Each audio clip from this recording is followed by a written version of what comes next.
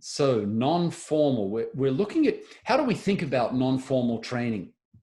How do we understand it? And especially for us in the LeaderSource family, this is what we do. So we need to have a good understanding of the overall framework of what non-formal training means and how to do it effectively.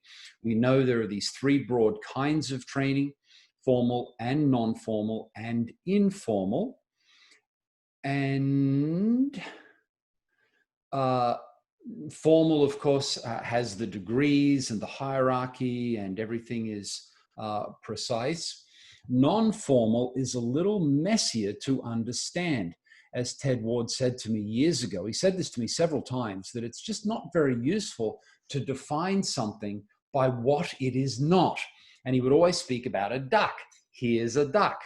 Well, we know what a duck is, right? There it is. But if we say, well, this is a non-duck, well, what on earth does that mean? What's a non-duck? You can't, that doesn't mean anything. A non-duck could be, it could be a lion. A non-duck could be computer software. A non-duck could be a beautiful plate of chicken masala. A non-duck could be a conceptual framework in your brain. It could be literally anything. And so we need to define non-formal education. And when Ted Ward said that to me years ago, then I realized, somebody needs to define this. What is effective non-formal leader development? What does that mean? What are the elements? What are the components? What does that look like? How is that done effectively? And so over many years now, we've been developing many models. And it's not just that these are cool LeaderSource models. These models in themselves define what is effective non-formal leader development. Great. And then the third one is informal, and this we refer to as a collage. It's a beautiful collage. In a collage, there are different shapes and colors and sizes and materials, but they all go together to form one beautiful piece of art. There is a coherence, there is a unity between all these different kinds of things. And as we think about informal leader development that way, it's a really cool model because it shows us that this is how our lives are built. They're built through the people that we interact with. They're built through the experiences that we have, through the duties, the opportunities, the mistakes, the pressure, the suffering, all of this messy collage of stuff. And this is lifestyle leader development. And this is where a tremendous amount of life transformation occurs. Last time I asked you this question: which of these three is most effective in changing life? What do you think about that? Which one is the most effective of these three in changing life? And of course, it is informal training. And the research shows that as much as 70% of new knowledge and skills are learned informally. And that refers just to competency acquisition. If we thought about union with Christ and the integrity and servanthood of the leader and the vision of the leader and the relational capacity of the leader, then of course we will recognize it's even higher than 70% of this occurs informally. And so this has a profound implication for us, whether we're doing formal or non-formal or both, that everything that we do should intentionally nurture this ongoing experience, the daily experience, this collage of informal learning, of informal leader development. And this is what Jesus did in the Gospels. Build leaders at all times. We're surrounded by opportunities to nurture people's lives if we will think deliberately and consciously about that. When necessary, use a cause. Thank God. And at times, it is necessary. And here's my definition of non-formal leader development. It's, to me, I love this definition, and I love this reality about non-formal leader development, that you're free to do whatever builds life. If it builds life, then do it. You don't have to worry about, well, can this be accredited? Or, what will the accrediting agency think about this? If it builds life, just do it. You don't have to worry about, have we done this sort of thing before? Just do it. If it builds life, do it. Thank God. And you're free, secondly, to do only what works.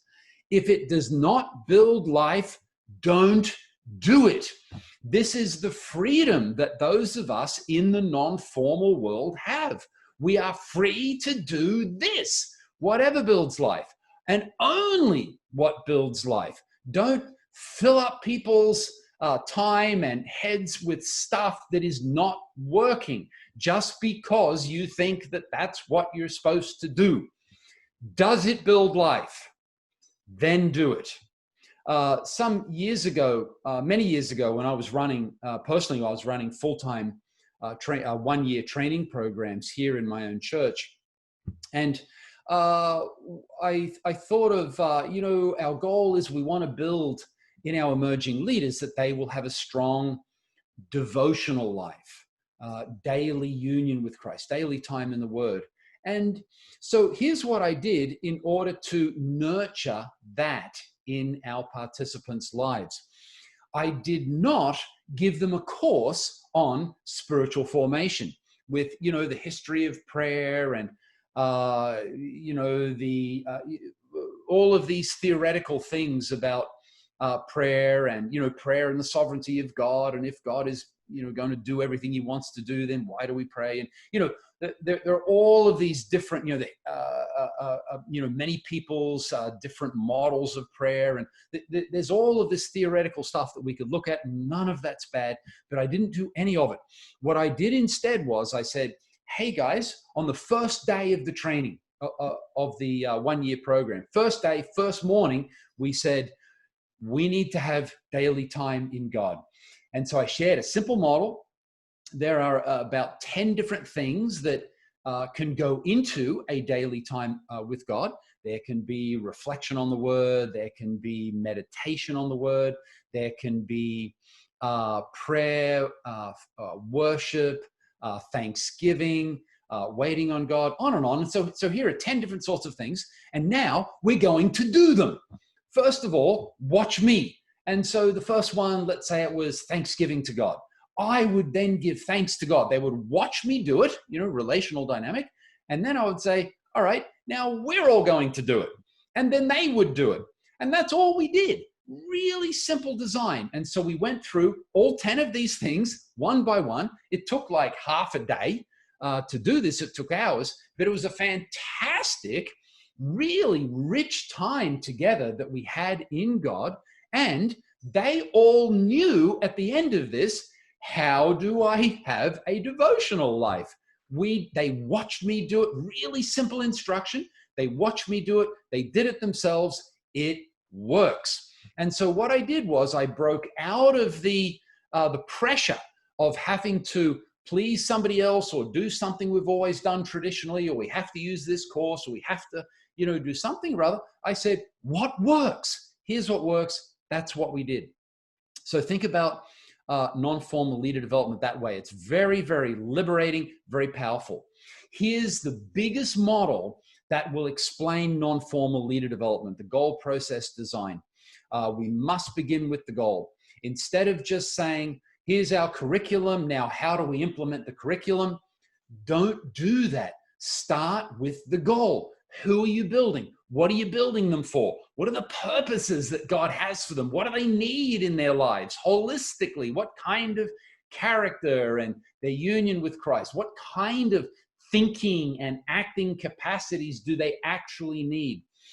So over the years, I've met with many leadership teams of churches and church networks, and I remember 2 of these meetings in particular where I was just an observer. And so the leadership team was meeting, and someone popped up and said, we really need to be building leaders. And we haven't been. So let's start building leaders. And then somebody else said, well, how do we do that? And then someone else said, well, hey, I went to Bible school. I did a really good course on New Testament survey. and I could teach New Testament survey. And they all thought about it and they said, wow, sounds great. And then they moved on to the next item in their leadership team agenda. They've solved the leader development issue. This brother is going to teach a cool course on New Testament survey. And that's an example of starting not with the goal, but with the design. Do you see? That's what you're doing there when you start with the curriculum. You're starting at the wrong end. Begin with the design. Forget what curriculum you have or what curriculum you think you need. Forget that just for a moment. Come back to that in a bit. But for now, forget that. Just think about the goal. What is it that you want to build? And of course, as you know, over the years, we've done a tremendous amount of work on defining the goal in Christian leader development. And our big framework is the 5C model. It's a fantastic framework. It's not perfect. It's not inspired, but it is a very robust and practical model that defines a holistic goal. Having established a holistic goal, now the goal determines the process.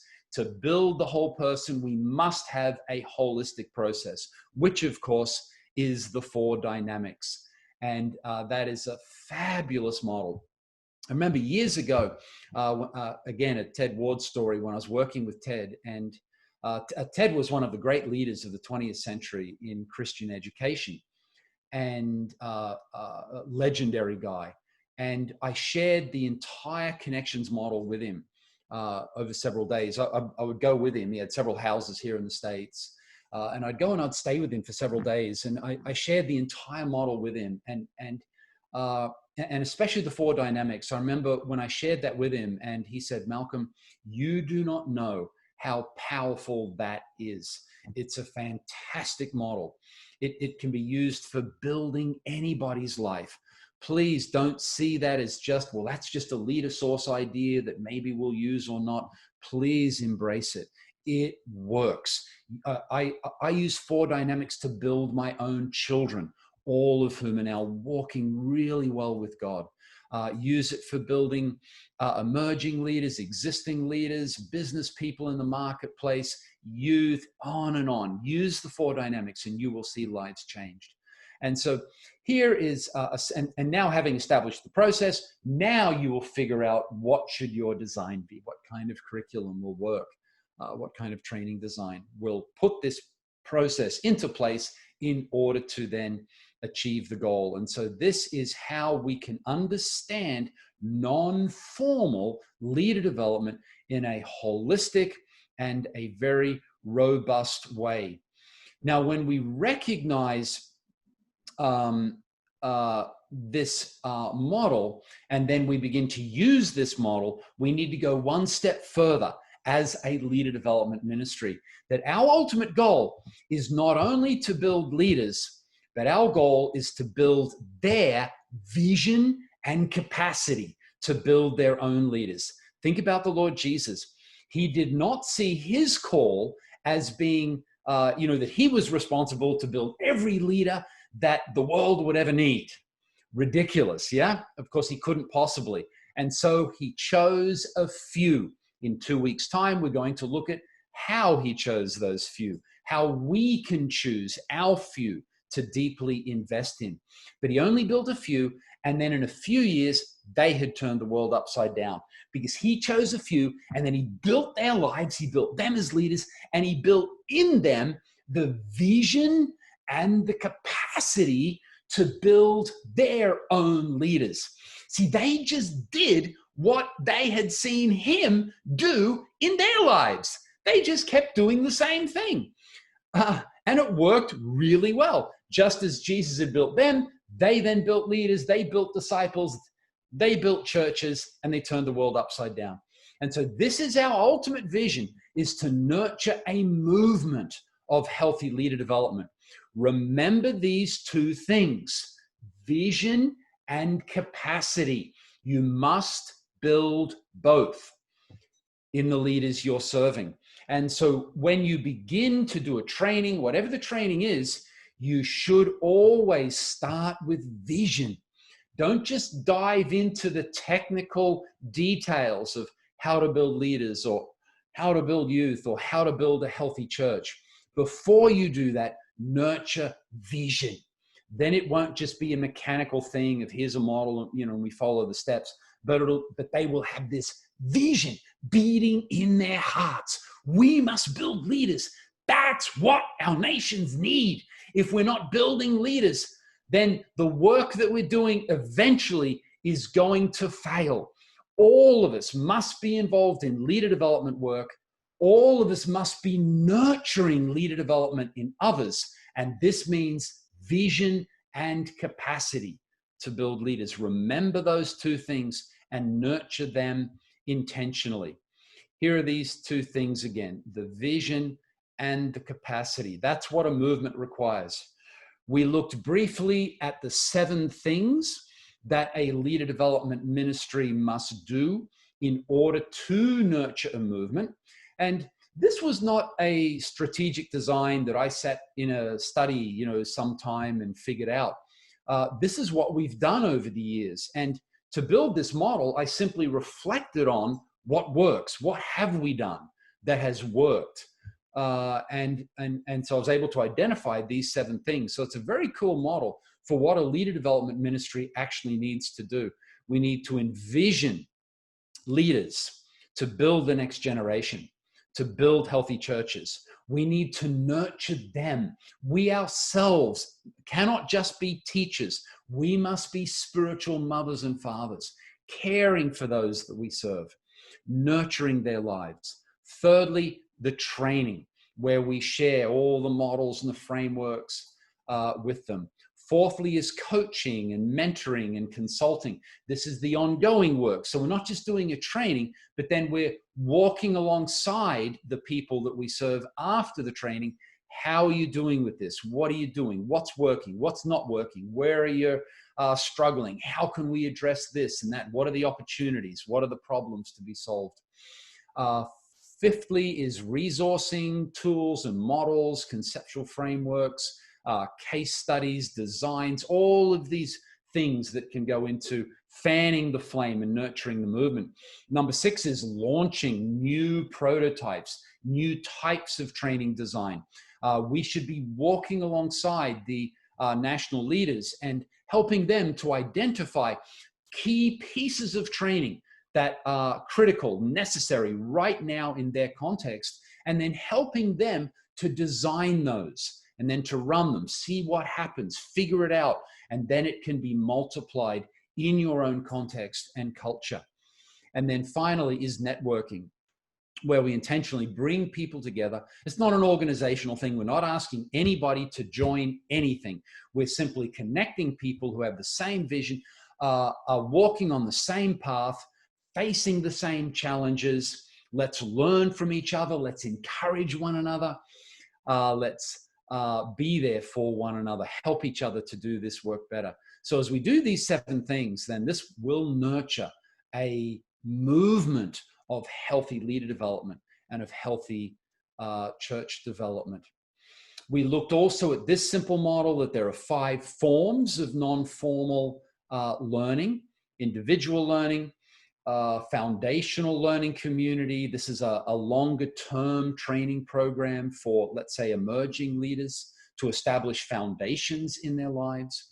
Then there is the ongoing learning community, where it's an ongoing cohort of people who are learning together. For example, your existing leadership team, that you want to take them on a multi-year journey of learning. There's short-term training. This, for example, today, this is a short-term training, a specific area of focus. It's a one-off type thing. And then, of course, there's lifestyle leader development, which is where most of the action occurs, informal learning. So these 5 forms of non-formal learning, or the first 4, must nurture. Always think this way. How am I nurturing the lifestyle leader development, the informal leader development? And in order to have a movement, an effective movement, as we're thinking about entire nations, we know that nations need a national strategy of leader development. And so there will be all 5 of these will be present in a national strategy of leader development, or in a large church planting network, for example. And all 5 need to use 5C4D model. They must build the whole person, and they must be a holistic 4 dynamic process. Great. Here's a question, Dr. Alex Phillip from India, very dear friend from India, asked me after the last non-formal training, and he said, how about duration? How long should leader development work be? And so here's a new section that we'll do some work on now. What should be the length of leader development work? What do you think? In the chat box, please. Should it be, how long does it take to build a leader? Does it take a year? Does it take a month? Can you do this in 3 days? Does this take 4 years, or does it take a lifetime? What do you think? As long as it takes, oh man, a lifetime. Yeah, of course. It takes a lifetime to build a leader. And so we should not be naive about about what we can achieve in a short period of time, and no short period of training can claim to produce a mature leader. You simply can't do it. It takes a lifetime to build a seasoned leader, a robust, mature leader. So let's not be unrealistic about what we can do in a short period of time. And so how long should our trainings be? If leader development takes a lifetime, well, how long should our trainings be, our non-formal leader development be? And we'll answer that in 2 parts. Firstly, this is a really cool idea. Leader development is like a piece of string. Remember how Jesus would say, the kingdom of God is like this. Well, this is what leader development is like. This is a parable. How long is a piece of string? What's the answer? Is it 10 centimeters? Is it 2 meters, 100 meters? How long is a piece of string? And the answer, obviously, well, I don't know how long is a piece of string. It could be any length. How long does it need to be? That's how long is a piece of string. And so think about the leaders that you're serving. And remember my definition. What does your training need to be? What will build life? What will work in building life? And so therefore, how long does it need to be? It's up to you. Think about the people you're building. Who are these people? What's the calling of God upon their life? What do they already have? You know, you don't need to do something that they've already got. What do they need? Where are the gaps? What's realistic for these people with their schedules in their particular context? What's most useful? Think about these sorts of questions and then determine the appropriate duration for your particular training program. So that's the first big idea in thinking about the duration of leader development. It's a piece of string. How long? You tell us. How long does it need to be? What works in building their lives? And do that. The second big idea, and this is a really cool idea. We know that most life transformation occurs informally. And therefore, whatever we do in the training work, it needs to nurture their ongoing informal life transformation. Think about your training work this way. And so therefore, the purpose, when you do a training, your purpose is not so much to teach them everything that they'll ever need to know. See, this is a big mistake that we make often in formal training programs, where we try to, let's say they're young Christian leaders and they want to be pastors, evangelists, church planners.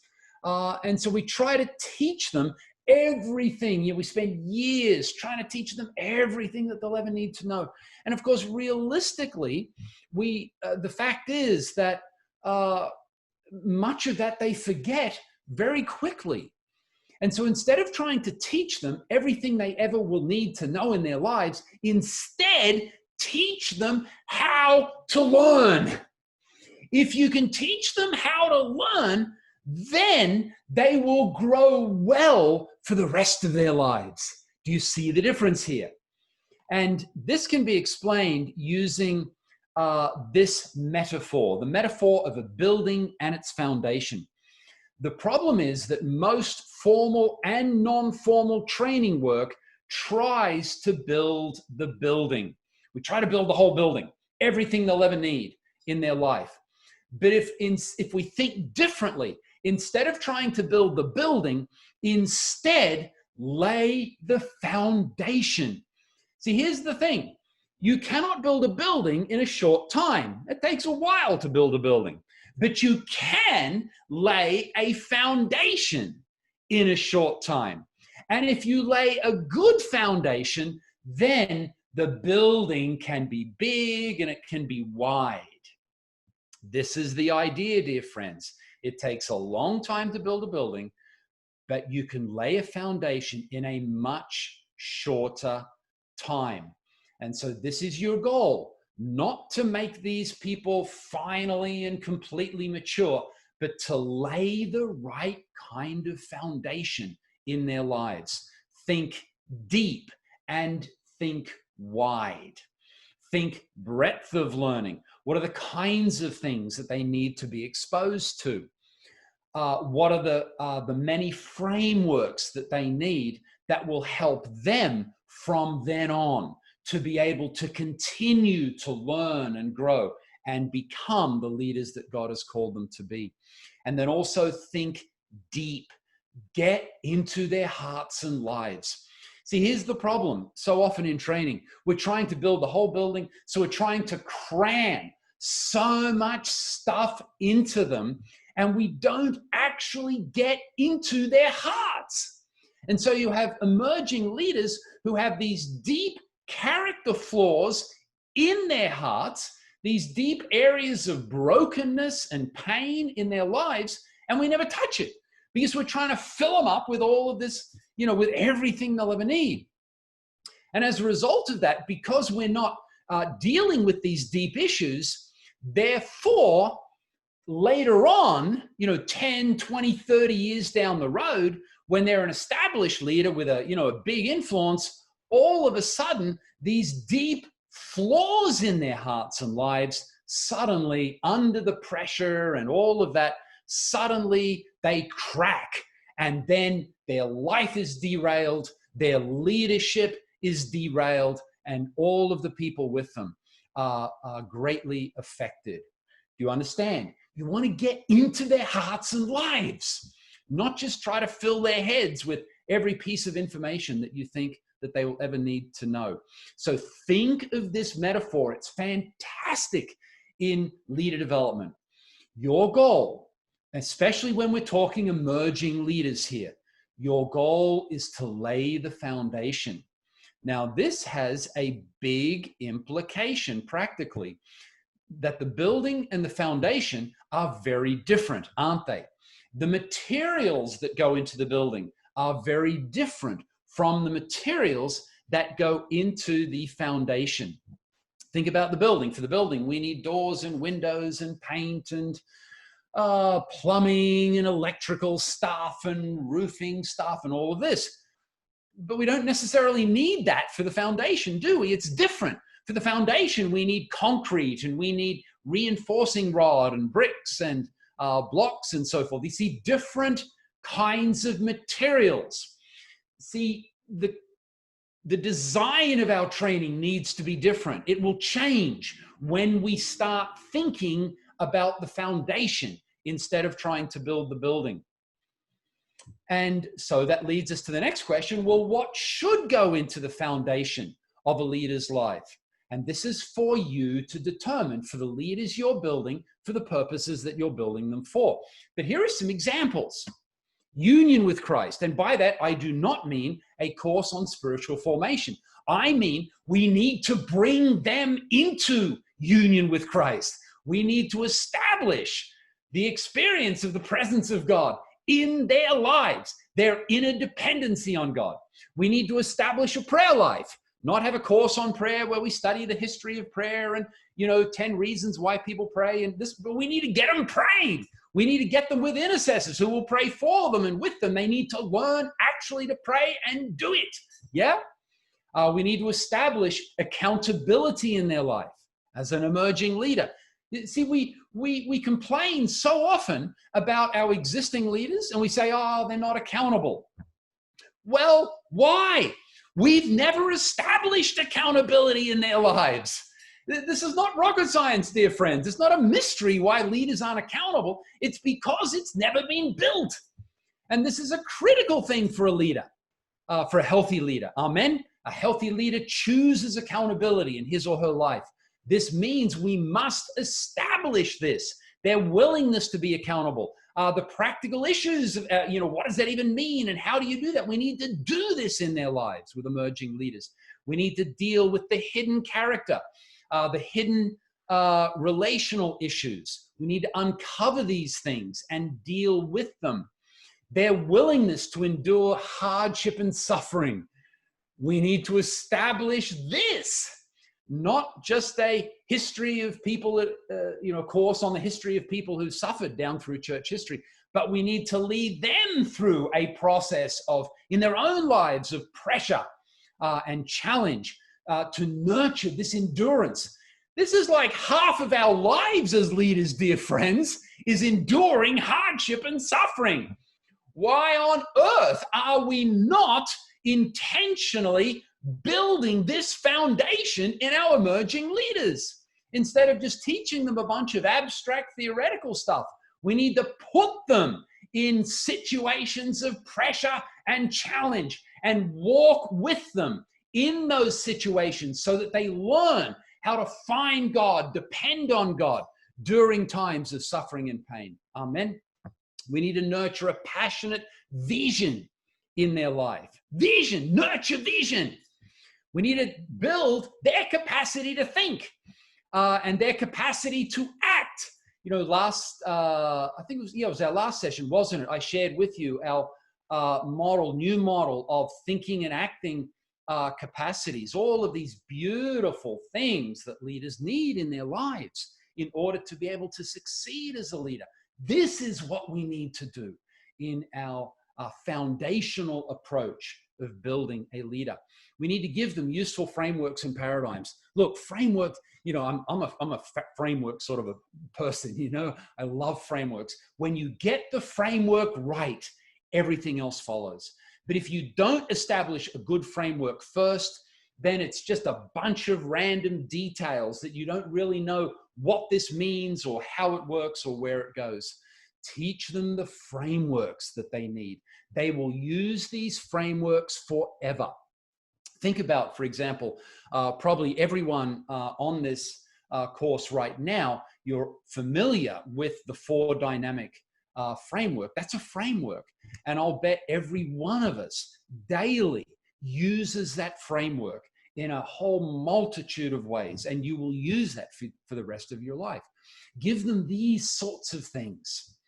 And also teach them, nurture in them a love for learning and how to learn.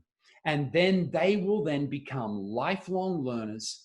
And by lifelong learner, I don't just mean academically, like they like to read books or something like that, but I mean that they will be learning from their experience. Teach them how to learn from others. It's not hard to do. All of this is not hard to do when you think 4 dynamics.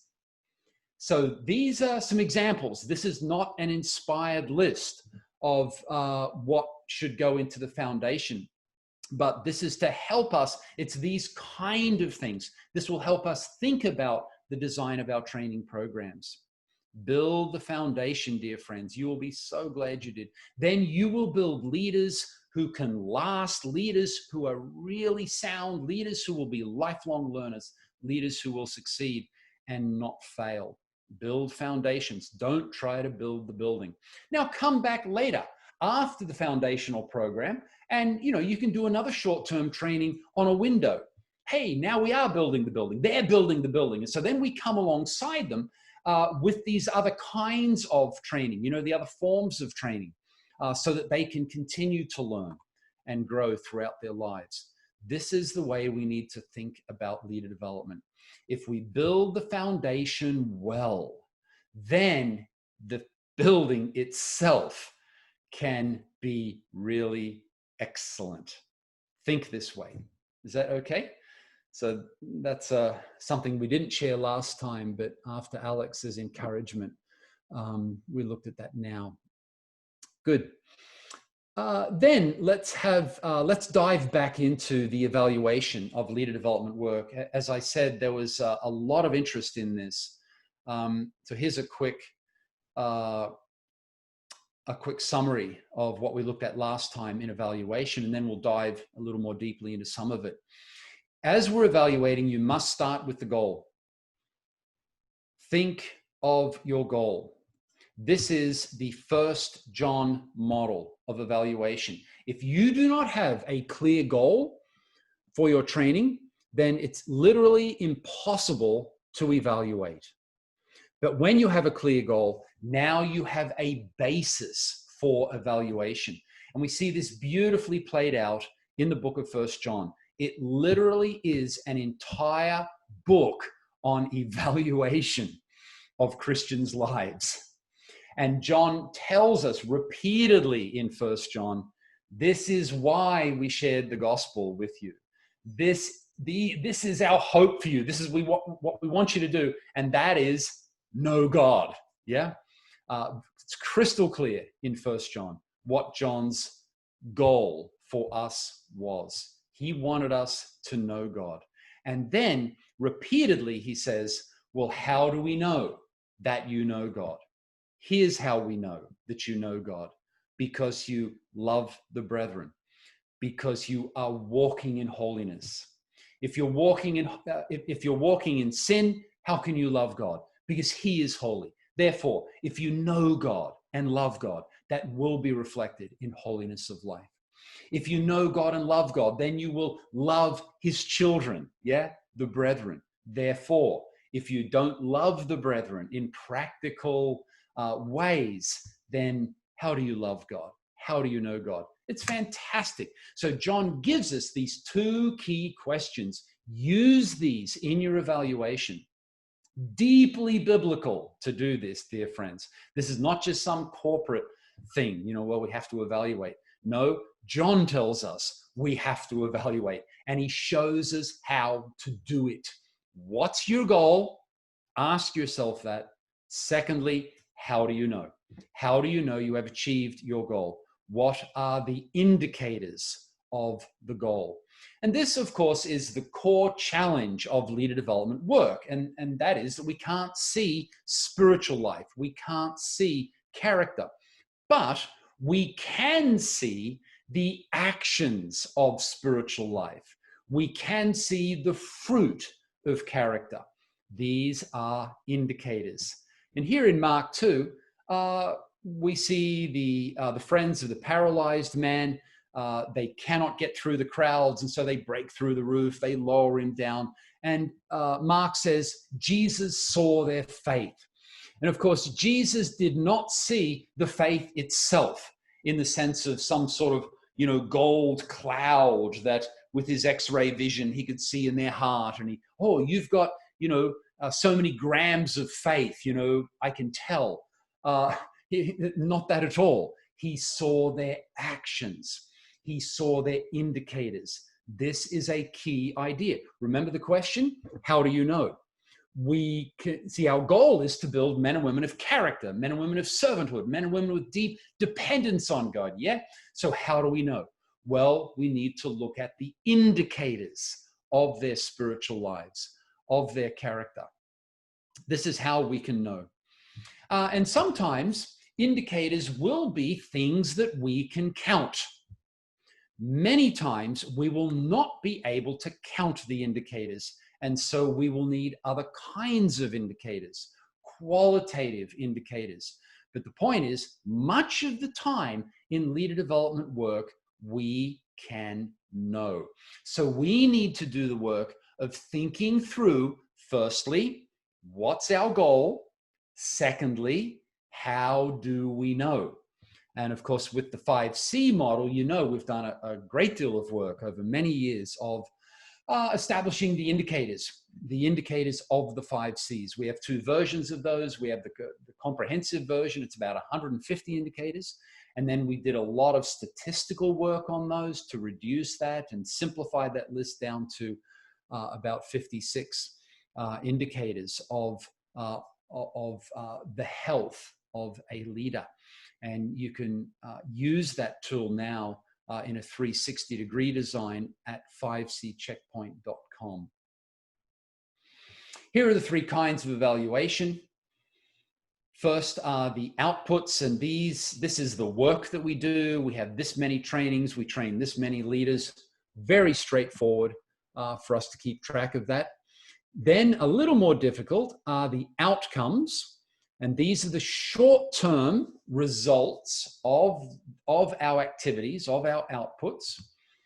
These are the short-term responses, the intermediate changes that will occur in the lives and the ministries of those we serve. But then the third one, this is the one we really want, of course, isn't it? This is where ultimately, we want to see nations changed, right? So that's impact. And this is the long-term change. It's the broader change that will occur within their life, their family, their church, the community around them, and ultimately their nation as a result of what we're doing in our training work. And sometimes people confuse outcomes and impact. And here is a really simple way of thinking to keep these 2 distinct. They differ according to breadth, depth, and length. So the breadth, that means the size of the work. Over time, if the work was successful, then the size of the results will grow. Second is depth.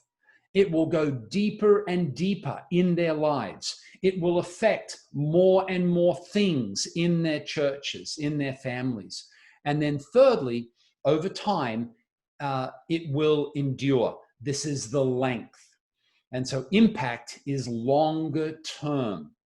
Outcomes are what happens in the next, immediately in response, or the next few weeks, or the next month or so.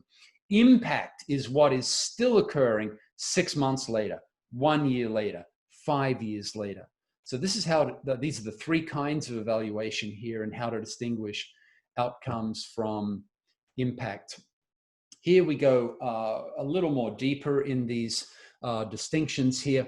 Outputs are immediate. The outcomes are short-term. The impact is long-term. Outputs it's more of a science, whereas impact is more of an art to be able to describe this in order to be able to know what is the impact. Outputs, it's straightforward. Just count it. How many trainings did you do? How many people in the training? Outcomes, it's a bit harder to measure, but the impact can be quite difficult to measure, but it can be observed.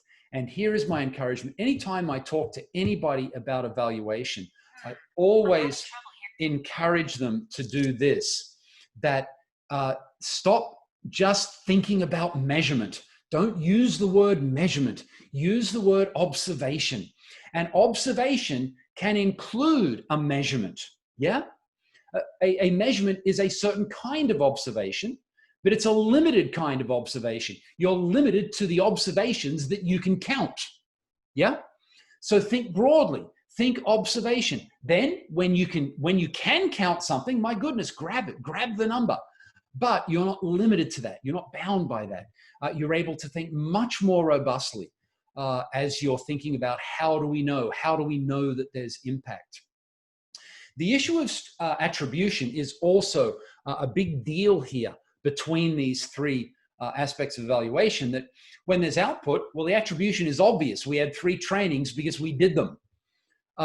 In the outcomes, a week or a month later, the attribution, it can still be strong. Because of this training, this happened or that stopped happening.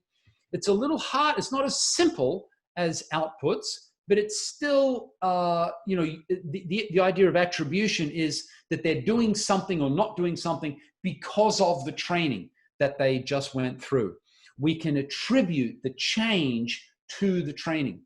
But when we're now talking longer term and broader impact, there are so many variables that go into their lives that to say that they're doing this or that because of our training 1 year ago or 5 years ago, that still can be done, but it's quite challenging. It's not as straightforward. So attribution is more difficult when we're talking impact.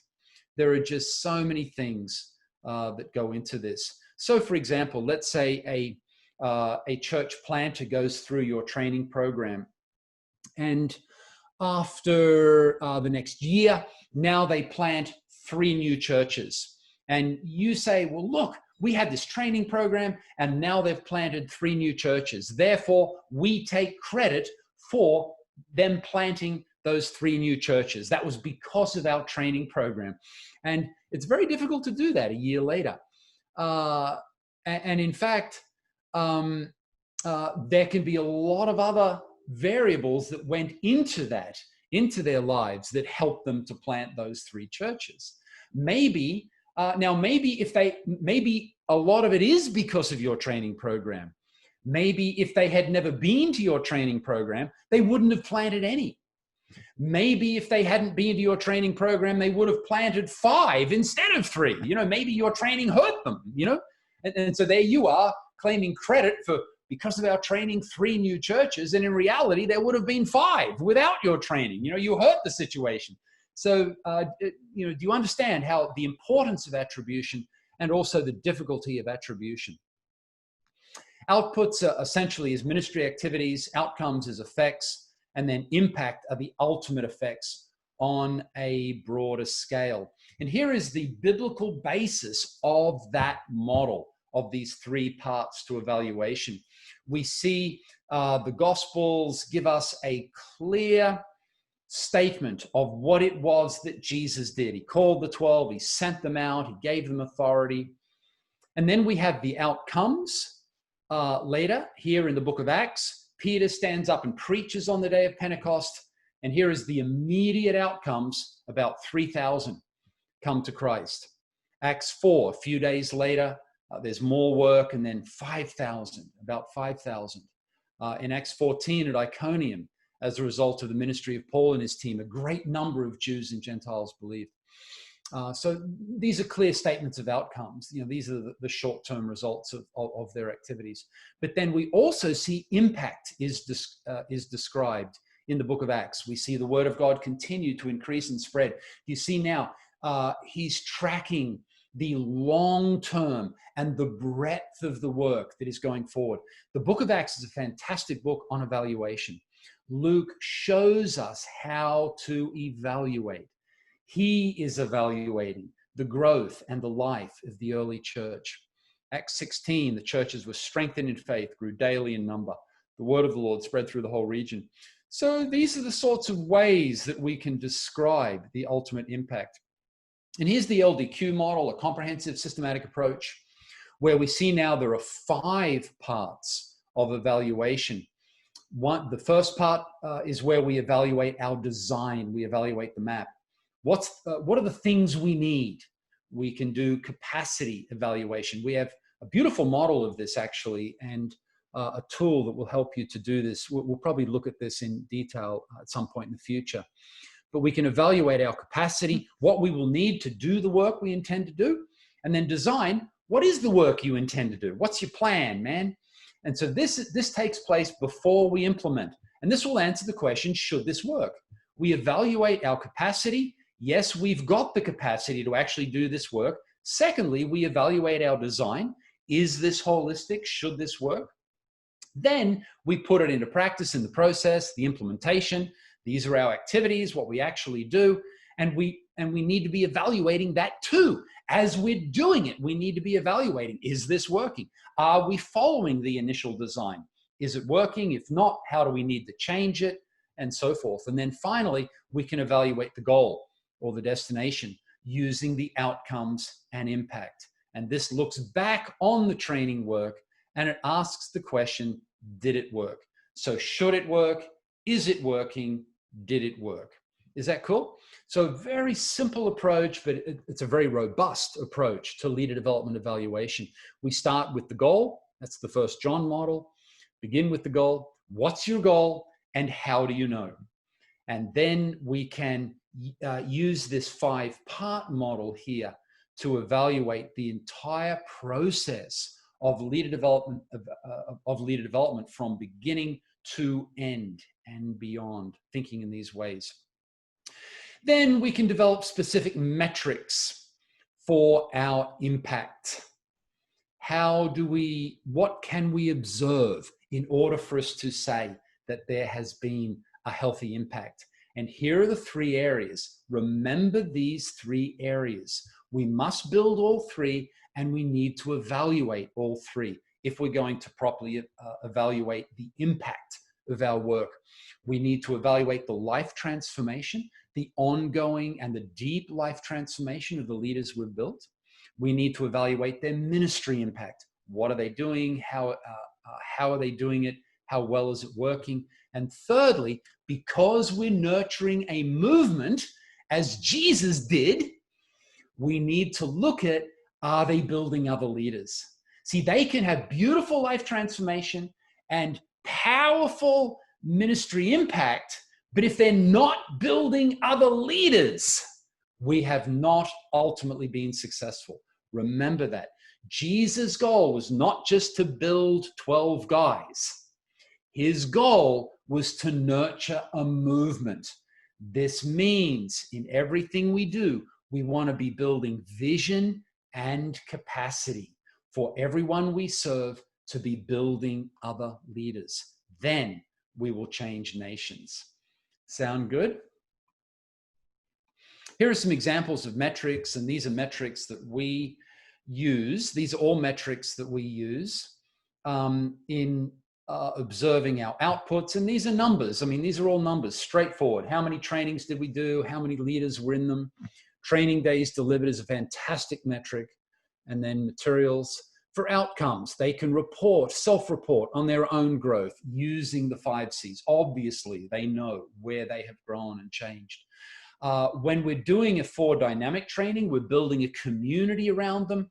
This provides a fantastic opportunity. So many people know them. They have coaches and spiritual mothers and fathers and mentors and intercessors and friends and their spouses, and the whole community around them knows whether they're changing or not, right? Something really cool that we've seen over and over again, actually, in our full-time long-term training programs in East Asia, is when 6 months after a training program is finished, our team gets a call from somebody's spouse. And the spouse says, "What on earth did you do in that training program? Because ever since my husband or my wife came back from that program, they're different. Thank you for what you did. Whatever it was, it really worked." Fabulous, yeah? Perhaps there's no higher indicator than when a spouse, when they take the initiative 6 months or a year later, and they say, "Wow, I have seen my spouse deeply changed because of your training program." That's fantastic. We can have evaluation of all aspects of the training and the program by those who are in the program. They need to be evaluating the program itself. They need to be evaluating themselves, evaluating each other, evaluating the training designs. Healthy leaders constantly reflect and evaluate. They constantly get outside the work and look down at the work and evaluate it. And so we must nurture this. We must build this capacity, the love of doing this, the practical practices of how to do this during the training. And then, of course, the responses after a training. Here are some impact metrics that we have found quite useful. First one's a beautiful one. And again, in East Asia, we've found over the years, after having done many long-term training programs, that it's something like 90% or more of the graduates of our long-term programs, they're promoted to a higher leadership role within their church network within a year or two. Fantastic. And so that's evidence that the people around them, their leaders, their peers, are seeing their capacity and their growth. And so therefore are promoting them to a higher level of leadership responsibility. We can do surveys 6 months or more after the training program. We want to look at these two things, actually these three things: life change, their ministry impact, and the leaders that they're building. We literally look at all those three things at least 6 months after the training program. How many of the programs are now being indigenously designed, indigenously led, indigenously funded? This, again, it's quite a profound metric, because our goal ultimately is to nurture a movement. And so when the people we train are then doing their own training, they're starting their own training programs that they are initiating, they're designing them, they're doing them, and they're funding them. My goodness, that is success. We can look at continued qualitative responses from the community around the emerging leader. And then we can look at the church networks that we engage with. At what levels are they? Engagement, adoption, and multiplication. So these are some examples and also the number of generations that have built new leaders. You know, how far out has this gone, where we build leaders, they then build leaders, they build leaders, and now they're building leaders. That, again, that's an impact metric. These are some examples of the kinds of metrics that we can use in non-formal leader development. And here are some examples of qualitative results. And we have seen all of the things here on, it's a fantastic list of things. We've seen all of these again and again, and many more. So track these sorts of things, describe these sorts of things. See, this is the Luke's model of evaluation. This is the Book of Acts model, where Luke looks at what happens, and then he describes, he pulls out of that examples. They did this, and this happened, and they were like this. And he speaks about the generosity of the churches. He speaks about the persecution that was occurring in the churches. These are profound metrics of life change and healthy churches being raised up. Paul, in his letters, he affirms the growth in character, the growth in faith, their servanthood one to another, their endurance in times of suffering, all of these things. These are qualitative metrics that we see in the Book of Acts and in the epistles. This is our example for how to observe impact from leader development work. And that brings us to this idea, and we'll do a little more work on this now. Someone says, well, how about the use of SMART goals? And this is probably, in my experience, the most commonly used way of thinking about leader development evaluation. And so often people say, you have to use SMART goals. If you're not using SMART goals, then what you're doing, it's just messy and it doesn't really count. It's not authoritative evaluation, because only SMART goals are authoritative evaluation. And as you know, I think this has created actually some problems in the leader development community. SMART, we need indicators that are specific, indicators that are measurable, achievable, relevant, and time-bound. And last time I asked you the question, for which of these should we use SMART goals? And what's your answer? For which of these three should we use SMART goals for activities? Should we use SMART goals for outcomes? Should we use SMART goals for impact? Yeah, good. Primarily, we should use SMART goals for our outputs. We could use some for outcomes. Maybe we can think of a few that will work for impact. Again, look, if you can get a number without causing any damage, and if that number is meaningful, and if you're sure there's attribution, then grab the number. No problem with numbers. My problem is that we limit ourselves to measurement. And primarily, we should be thinking about SMART goals for outputs. I shared last time with you the United Nations Manual on Performance Management, where they give us their examples of SMART goals. And every one of them in the UN Manual on SMART goals are for outputs. They're for activities. And if there was ever anyone that has the budget and the size and the experience to, figure out how to use SMART goal, they should have been giving us, 10 examples of found this on the web. Of SMART goals for impact here. But of course, they're recognizing that primarily SMART goals will be used for outputs. So determining SMART goals for outputs and activities, that is appropriate. In fact, it's a bit meaningless not to have SMART goals for those things. But when we try to determine SMART goals for spiritual impact, for the long-term spiritual impact, that can often be quite frustrating and unsuccessful. If you're able to do it, my goodness, you have my great respect and admiration. A couple minutes ago, when we looked at the metrics we use, some of those can be measured. But even then, they are challenging to be time bound. The T in SMART, this has to happen within a certain period of time. That deep long-term change, promotion to a higher leadership responsibility. You just can't guarantee that will occur in 6 months or a year or 2 years. It may take a number of years. There are so many variables that go into that. And so don't tie yourself up mentally by thinking you always have to have SMART goals, or else your evaluation work is just weak.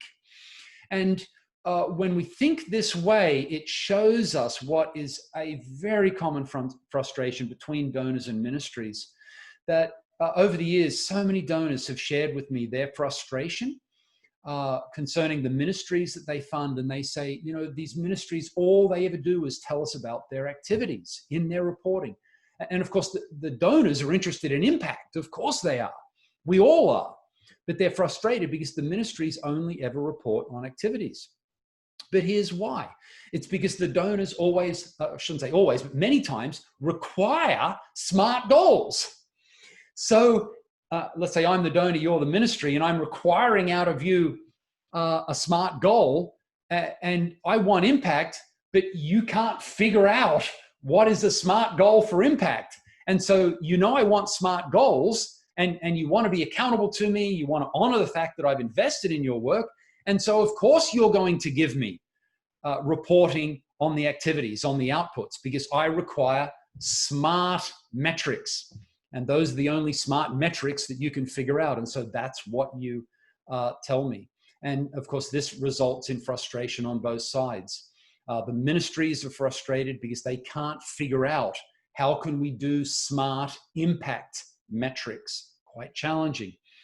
But the donors are frustrated because they want to know about impact, but all they ever hear about is activities. And if both sides will think more deeply about when is it appropriate to use SMART goals and when is it not appropriate, this will help us greatly. And here's what I said to you last time, and in a minute we'll do some more work on SPICED goals. And SMART goals are fundamentally quantitative. SPICED goals are fundamentally qualitative. Again, if you can get a number, grab it. I'm not against numbers. I'm not against measurement. But I want us to think in a much broader way. So not only SMART, but also SPICED, and that will help you. And just before we dive into SPICED, let me add something else. Here's another framework, and that is the cream of the crop. We also need to be thinking about the cream of the crop of indicators, the cream of indicators. And it's a lovely tool, this framework here, to help us to define our indicators, cream. Firstly, our indicators need to be clear. Now, cream you can use for both activities and impact. This is the place that this cream tool will help us. Whether you're defining your outputs or your outcomes or your impact, your indicators need to be clear. Secondly, they need to be relevant. Don't just use somebody else's indicator or something that you think the donor wants to know about. What is relevant to you? What actually is meaningful in your context? Remember John's 2 questions? What's your goal? How do you know? You need to define that. Don't let somebody else define that for you. What's relevant for the work you're doing? Next is economic. You know, people can say, well, you really should have a 10-year longitudinal study of your work, and you need to have a control group of people who don't do the training and then people who do the training, you know, and have 10,000 people go through the training and do all of this study. Okay, that's super cool. The only problem is it's probably going to cost millions of dollars to do it. And it's just not feasible. It's not realistic to do that.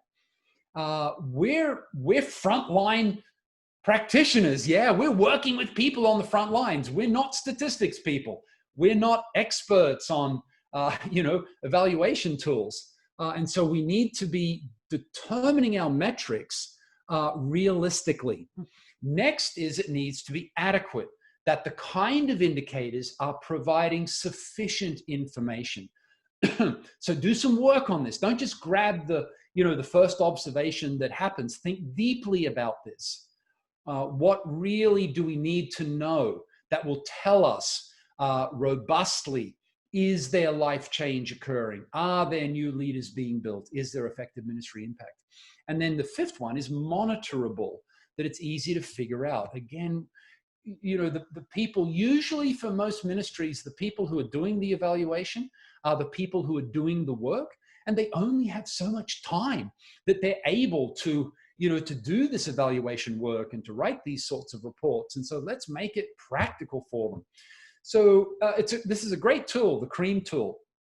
Again, this is a tool that can be used whether you're talking about SMART goals or whether you're talking about SPICED goals. Make sure that the indicators that you choose are the cream of the crop, that they're clear, that they're relevant to the work you're doing, that they make economic sense, that they will be adequate for us to really know that something is happening, and that they're easy to monitor. Is that cool?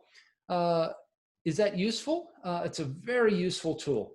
Again, use CREAM, whether you're talking quantifiable indicators or qualitative indicators. Use CREAM to help you to determine those appropriate indicators.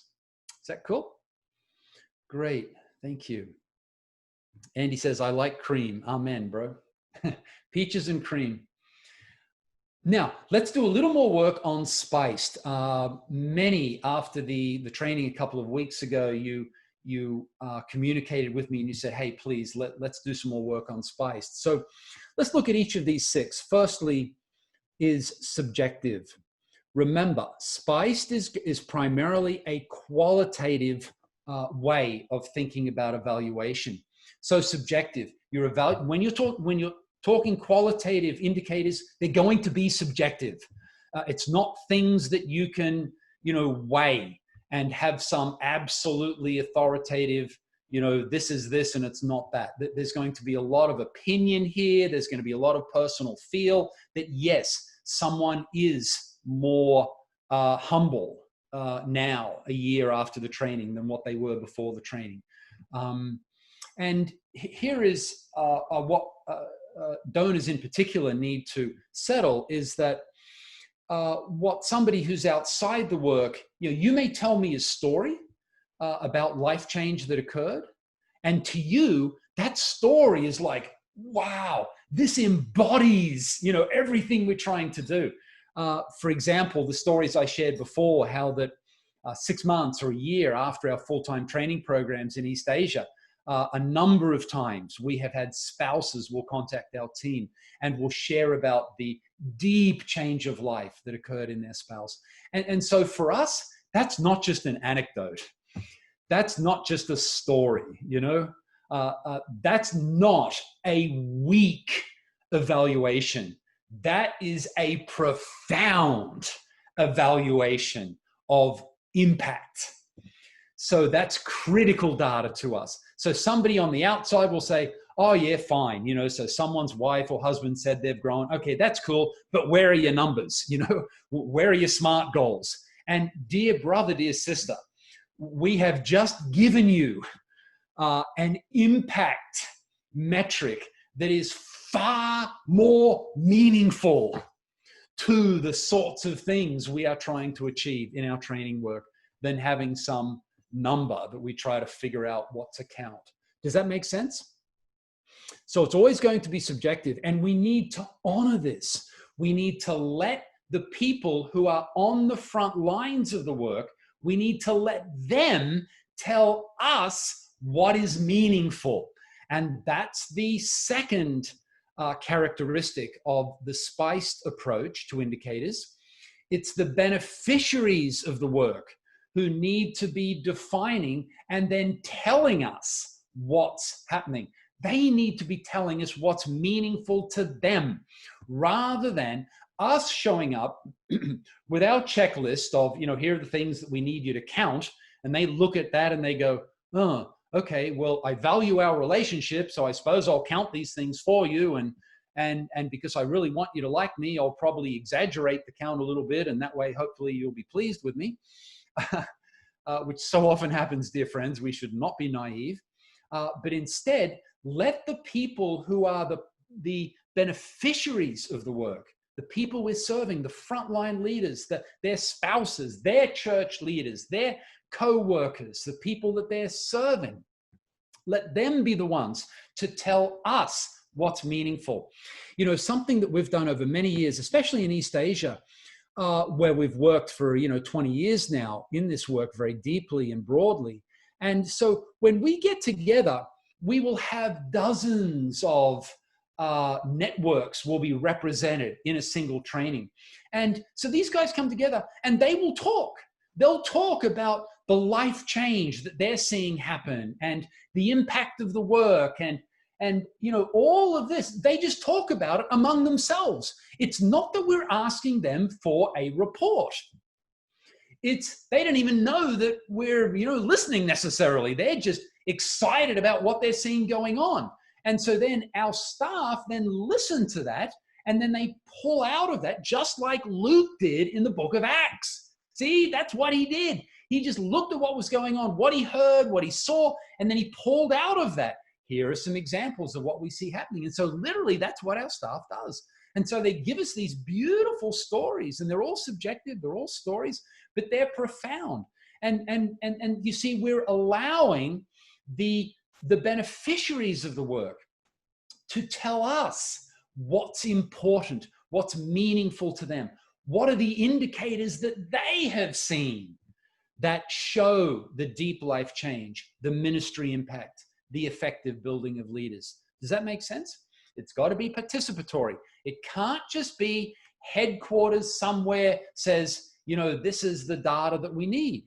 If we're talking impact, the people on the front lines need to say, this is what is meaningful in our context in the work that we're doing.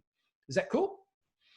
The third aspect of spiced is interpreted and communicable. Now, and what that means is that there often is the need for interpretation about the value of this indicator. So if we're listening to the frontline leaders we serve, and they're just talking among themselves, hey, we're seeing this, we saw that, they're sharing their testimonies and their stories. And so then we grab that. When we're, for example, then talking with a donor, we sometimes need to interpret that. Here's why that's meaningful. Does that make sense? And so that's a burden that is upon us, that we need to make sure how we communicate these subjective and participatory indicators, that it's meaningful to those that we're telling. Good. Sometimes it's obvious. Sometimes it needs no interpretation, but sometimes it needs that. So this is a part of how we think about our indicators. Next, it needs to be cross-checked and compared. So for example, we do one training and then a spouse comes back a year later, says, wow, my husband, my wife has really changed since the training. Okay, that's cool, but that's still only one piece of data. Yeah. Maybe that was just one really amazing training and the rest of what we do is very poor quality and has no impact whatsoever. So we want a lot of points of data. so that we can say that it's not just in this one training, but it's also over here and it's over there. And it's not just with emerging leaders, it's also with existing leaders. It's with youth and children, you know, and so forth. And so through this triangulation with many sources, many pieces of information, then this gives us a much sounder picture of the impact. This is how to think about qualitative impact, how to think about spiced impact. And something that I've noticed with the sophisticated donors, you know, the large institutional donors who are quite sophisticated and smart at this, is that they will triangulate all the time. So they don't just look at our reports of our work. They will talk to other donors who may have visited our work in different fields. They themselves will come and visit the work. They'll talk to the people that we're serving without us there. You know, they'll talk to our staff without us there. They will talk to the church planting networks who we serve, and they'll hear from them about what's happening. They will talk to church planting networks who know those church planting networks who we serve, and they'll hear from them. So it's all these different angles and different points of data that create this beautifully robust picture of what really is going on and the impact. Is that cool? Make sense? The next one is empowering. And ultimately, the whole process of evaluation, dear friends, it needs to empower us and not be a stick that is held over our heads. For so many ministry leaders, evaluation is a stick.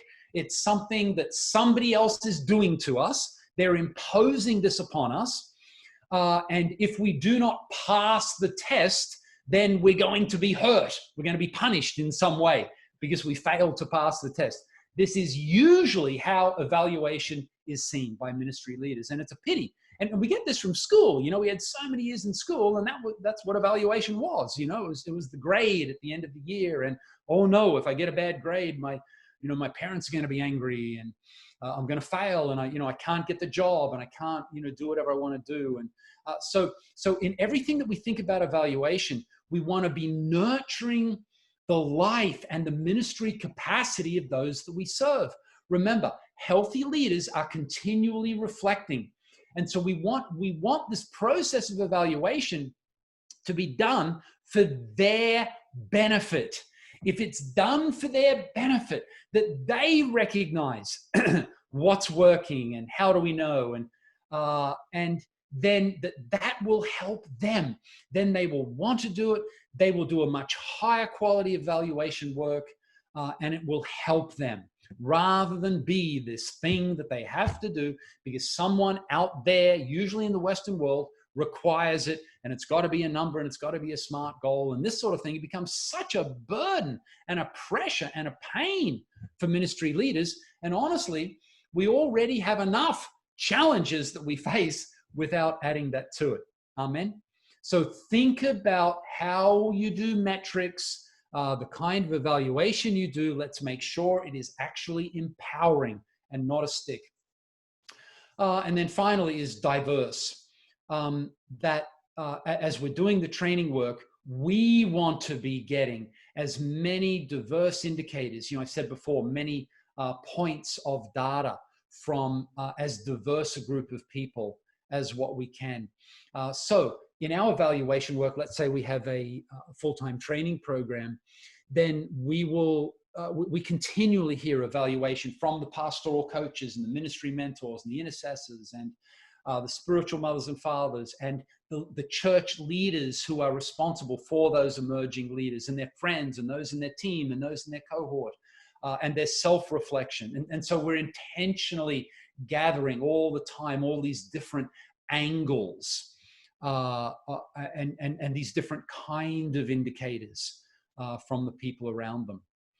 So these are the 6 aspects of the spiced approach. And I hope that is useful to you. Here is the continuum from activities to impact.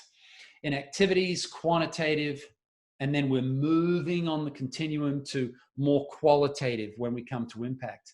Activities will be simple metrics. Impact will be much more complex metrics. Yeah.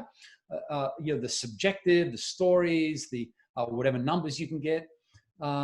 Activities is straightforward to measure. Impact, you have to think observation. If you can get a number, grab it, but please think broadly. Observe. Activities is more of a science in evaluation. Impact truly is an art. Activities will be more along the SMART lines. Impact will be more along the spiced lines. That's the continuum. So that's the end of what I'm going to say. And now let's open this up for any comments or questions. Please raise your hand if you would like to share your own insight, a comment, if you've got a specific question. Please raise your hand. We will then call upon you. Carol, can you please share? Yes. One of the ways I saw this happen a while ago at Awana was that we were looking at churches in the United States and kids going to children's programs. And so you could get the number of kids who were coming, let's just say Sunday school, kids who are coming to a Sunday school program. But when we dug deeper, we found that although the numbers were, let's say, high or even growing, that in fact, it represented a much larger number of kids, but they were not coming regularly. So they might be attending once a month or twice a month. And that also, if you had different church services, they might, parents might bring them to an early service one week and a late service the next week. So that totally changed our conception of, like, we think we're providing small group leadership with a mentor, but the parents aren't cooperating to bring the children to that same mentor each time. Or we think that we're providing continuity in Sunday school classes or lessons or training, but in fact, a child may come and they haven't been for a month. And so when you have that kind of data, that kind of information, then it changes how you think about your goals of what you want to accomplish and how you're going to do that. You have a different set. So that's just an example of how going a little bit deeper in the data helps you to reformulate your goals and to adjust to a new set of circumstances where you're trying to answer a different question than you thought you were answering. That's great, Carol. So as you were looking very deeply and making some deep and wide observations, you realized that what you thought initially were your goals, having kids come to these programs, that your goal itself needed to be more broadened. Exactly. Great. That's great. And there, I think, is the power of evaluation, isn't it? Absolutely. That if Awana had not in the first place had some metrics, at least, you know, that they started with, even though they discovered that they needed broader ones, more sophisticated ones, but by beginning to evaluate, they then had some beautiful feedback that then helped to change the program itself. Exactly. That's great. The power of evaluation, the empowerment of healthy evaluation. Great. Thank you, Carol. Who else? Please raise your hands if you'd like to comment, an insight or a question.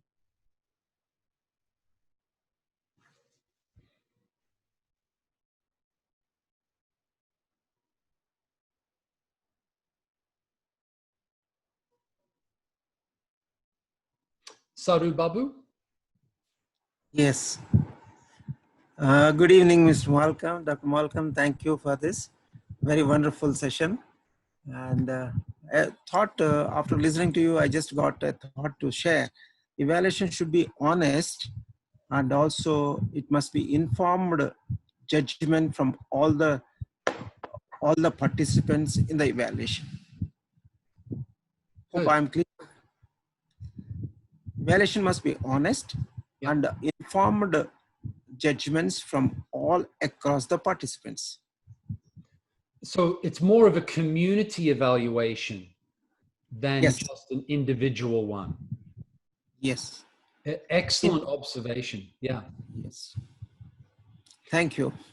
Thank you, dear brother. And of course, this speaks to our program design, doesn't it? And the need for us to be using a 4 dynamic approach. Healthy leaders are built in community. They're not just built, individual, isolated, me and the training program.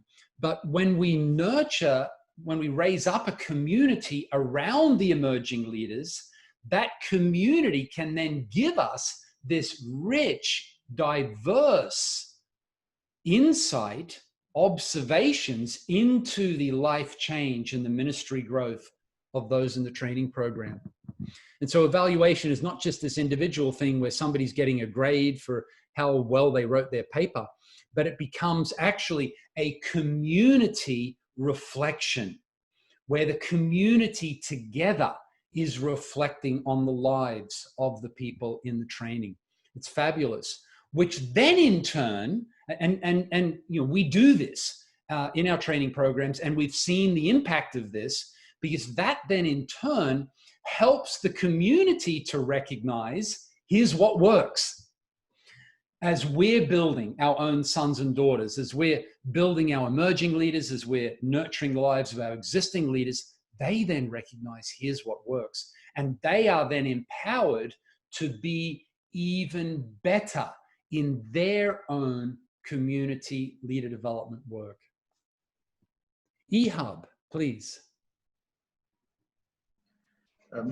The first thing that comes to my mind when you say the SPICE model is the vast amount of data collection.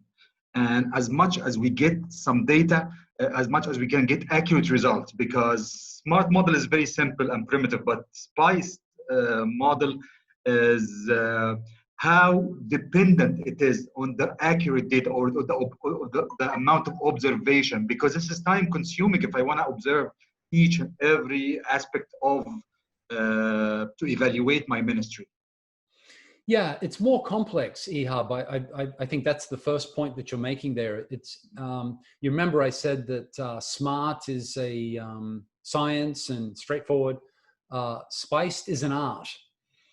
There's not just one way to do it, but it's not unpleasant work. And again, let me use our work in East Asia as an example. That over the years we have got a vast amount of data that we never even tried to get, because we would simply listen in on conversations that the leaders are having, that the participants and that the leaders are having between themselves. We would simply listen in, so it's not that we're there, that I'm thinking of myself as a reporter, and so I've got to go to 200 people and have them fill in an interview. That's kind of the traditional approach to evaluation.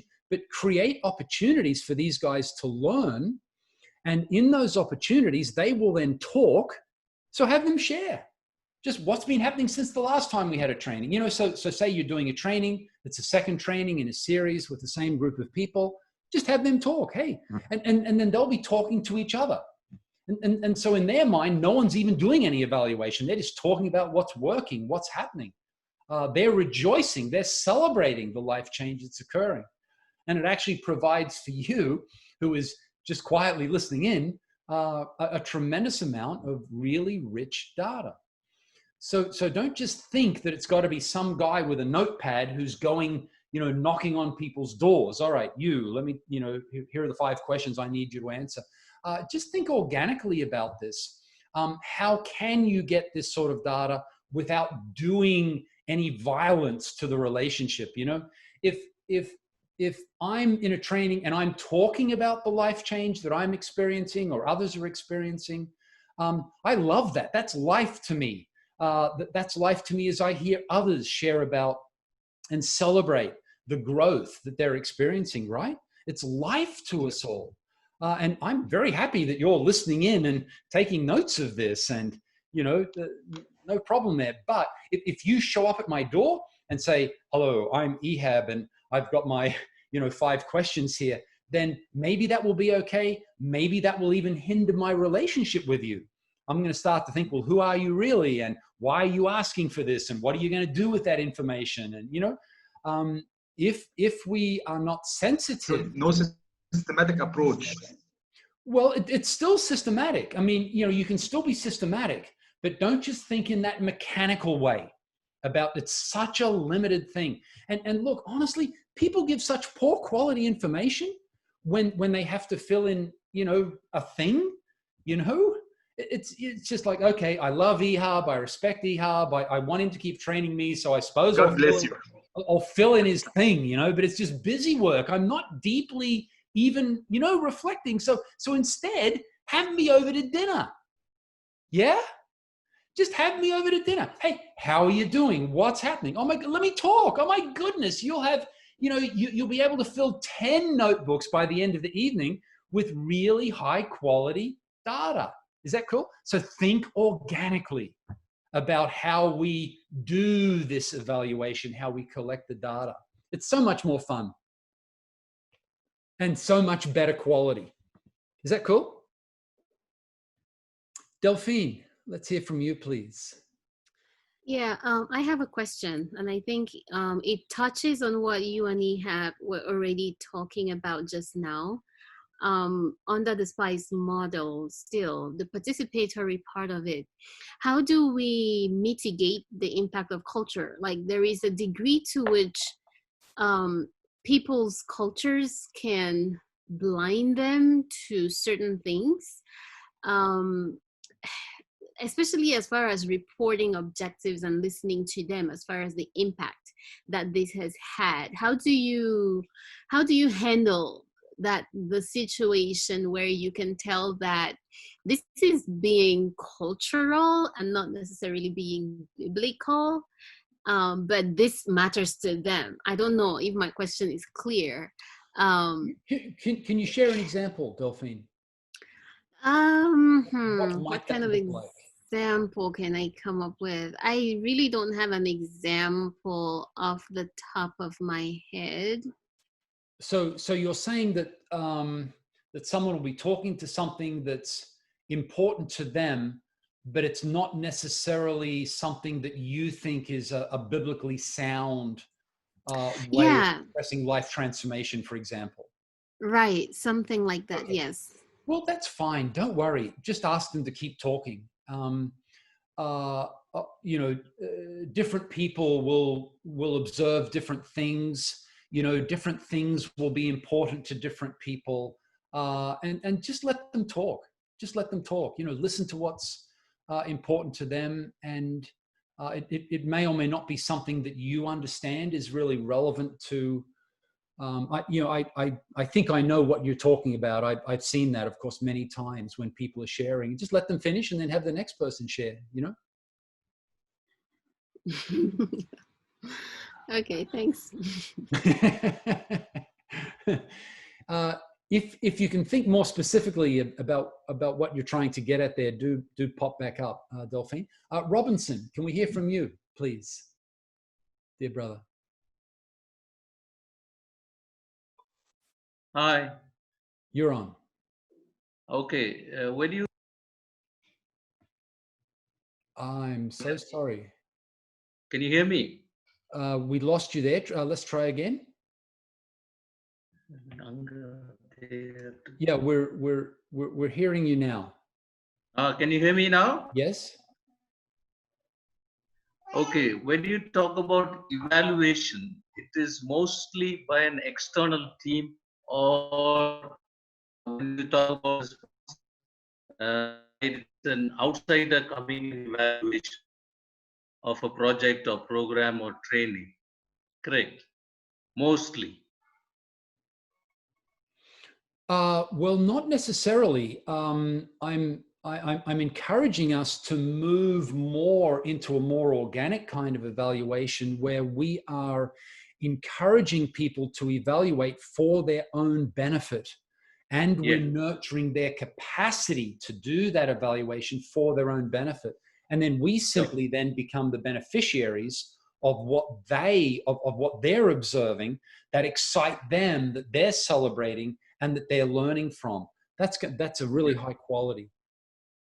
Yeah, but that will be the best method. But most of the evaluation involves some external, at least the majority of the evaluators from outside, which calls for a kind of a pretension and makeup of things in the field. And especially when you talk about the SPICE method, it is assessing the impact qualitatively, and therefore when you come with the method of data collection, the quality assessment is very, very difficult with the data collection. Already people have the project or training is a little worried when an external team comes in, and there is a place for ingenuity if possible. That is my opinion. How do you handle that? Yeah, definitely so. Well, and I think what I'm trying to do here, brother, is shift the way that we think about evaluation from that more traditional approach where somebody from the outside is coming in. I'm going to, to evaluate you, and I've got my list of, questions I'm going to ask you, and most of them are numbers, and it does violence to the relationship that I have with you. But instead, and I'm likely for you not to even tell me the truth anyway, because you want to please me, because of our relationship. You value the relationship. And of course, this is classic. And so we know that so many of the numbers, when we see so many big numbers of ministries and all of this, and everybody knows the numbers aren't real. And this is why it's our approach to evaluation. So we need to shift our thinking here and instead move to a more organic, a more relational, a more participatory, a more community integrated evaluation, and where evaluation is integrated into the training itself. It's not this thing that somebody else from the outside comes in later and and they do their official evaluation. You're exactly right, and we're paying the price when we get bad data, when we get exaggerations. We're paying the price for having this simplistic and mechanical approach to evaluation, and so we need to rethink how we do this. I think you're exactly right, and there's no easy fix for what you're observing, other than a fundamental change of how we think about and how we execute evaluation. Yeah, thank you. Yeah, thank you for bringing that up. Let's hear from Gladstone. Hey, dear brother, Gladstone from Bangladesh. Yes, thank you for the time. It was so nice. Very relevant approach. Spiced. I like the name also. I know you like. I know you like masala. You started with chicken masala, so Amen. I know you like spice. Amen. Amen. It's so nice. I think some of the questions other raised also something related to what I'm planning to ask. When it comes to measuring the qualitative indicators, it's always subjective. And when it comes to a big institutional setup where we have been evaluating based on various indicators, now we are talking about many qualitative indicators which are more subjective. Yes. Especially when different cultures are involved, different denominational backgrounds are involved. Every one of us have the denominational baggages also, through which we look into the qualitative indicators we are talking about, especially when it comes to the spiritual growth and the way how we measure the spiritual growth. Is there any kind of a master list or something like that which supports these qualitative indicators, how to measure it? And have you thought of bringing up a kind of it may not be a standardizing format, but in addition to this approach, if you have additional inputs on how to get rid of, I think Daphne Delphine was asking about mitigating, some of the cultural, assumptions we have. Is there anything like that? How to mitigate this?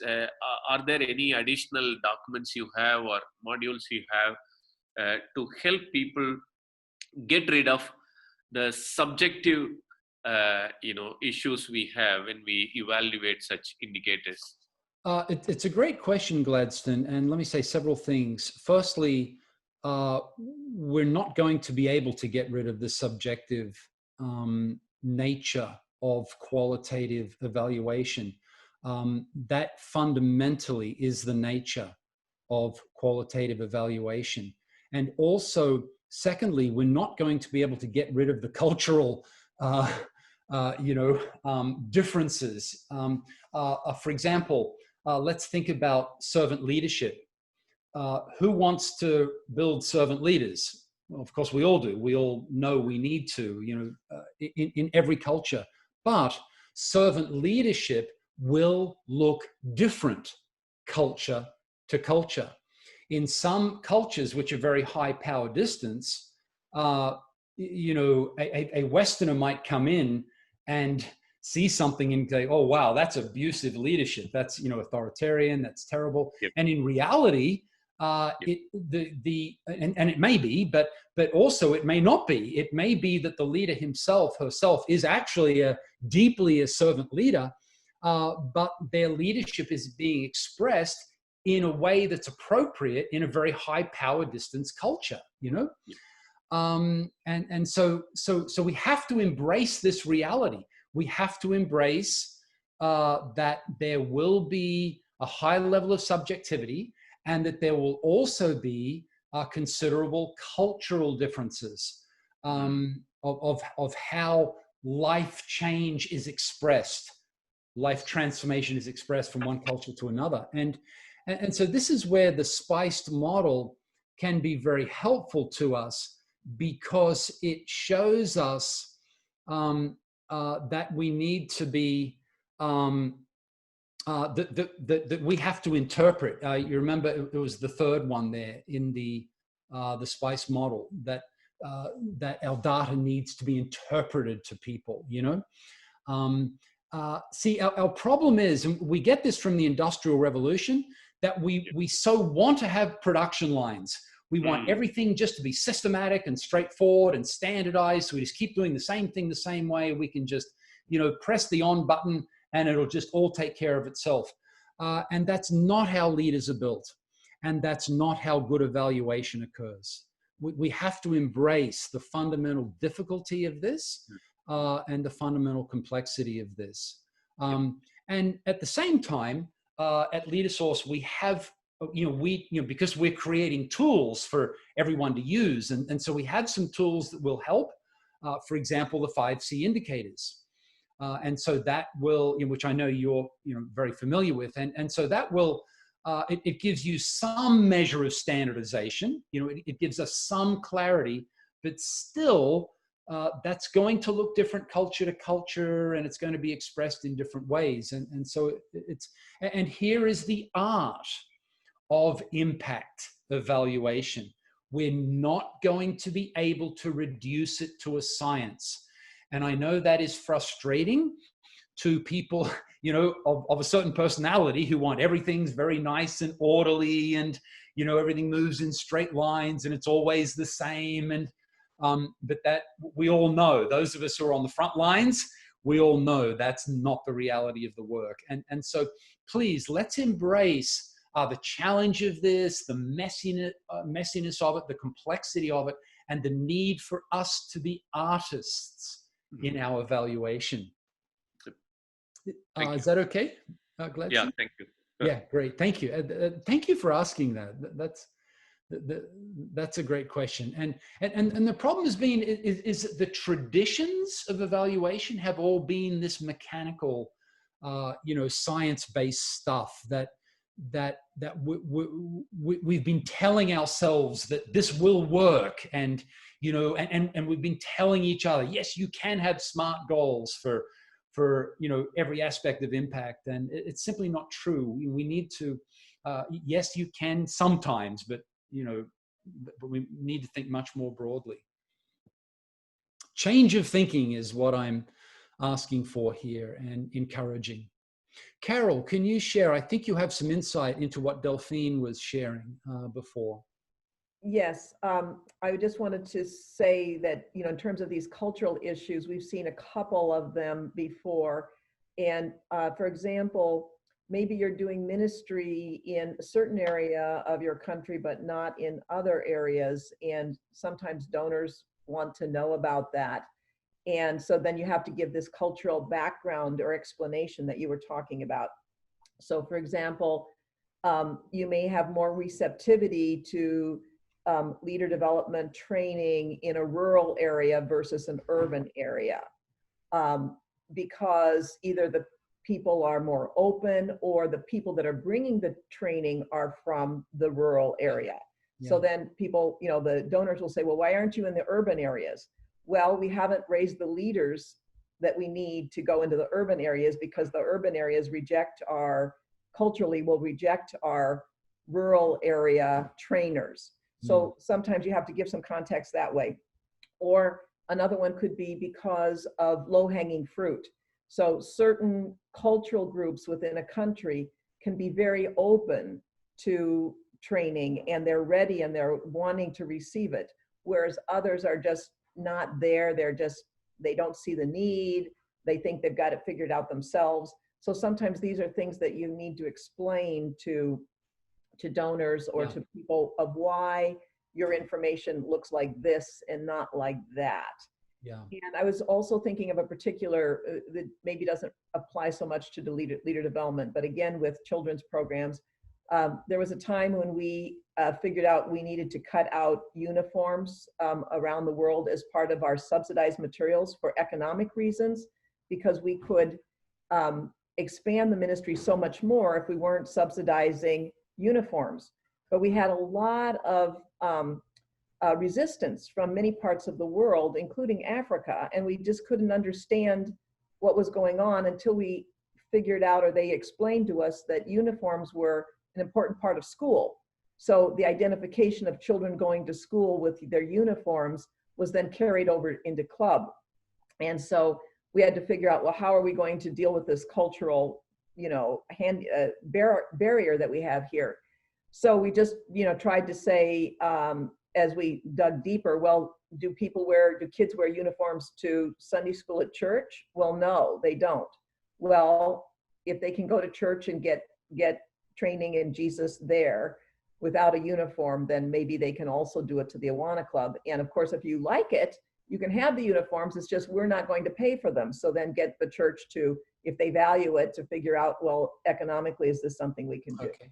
So those are some things just that culturally come up, and you just have to communicate and try to figure out, how can we solve this together? Yeah, great. So I heard you say two things, Carol. Firstly, you were affirming the I in SPICE, the need for interpretation.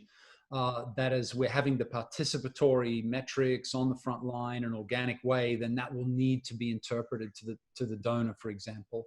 And then secondly, you're again pointing to the fundamental complexity of this work, that we have to embrace that reality difference, culture to culture, urban to rural, older to young. I mean, there are so many variables in all of this, and evaluation is hard work. And again, because we're so industrial revolution minded, we're looking for some easy way to do it, that it'll just sort of do itself. We can just establish these systems and it'll just happen automatically. And that's not real. If we're going to have a high quality evaluation, it will be really hard work, but it's good work. And when we integrate the evaluation into the training process itself, now it's not just work for its own sake, but it is actually nurturing life and capacity within the people we serve. Let's hear from Musa from Sierra Leone.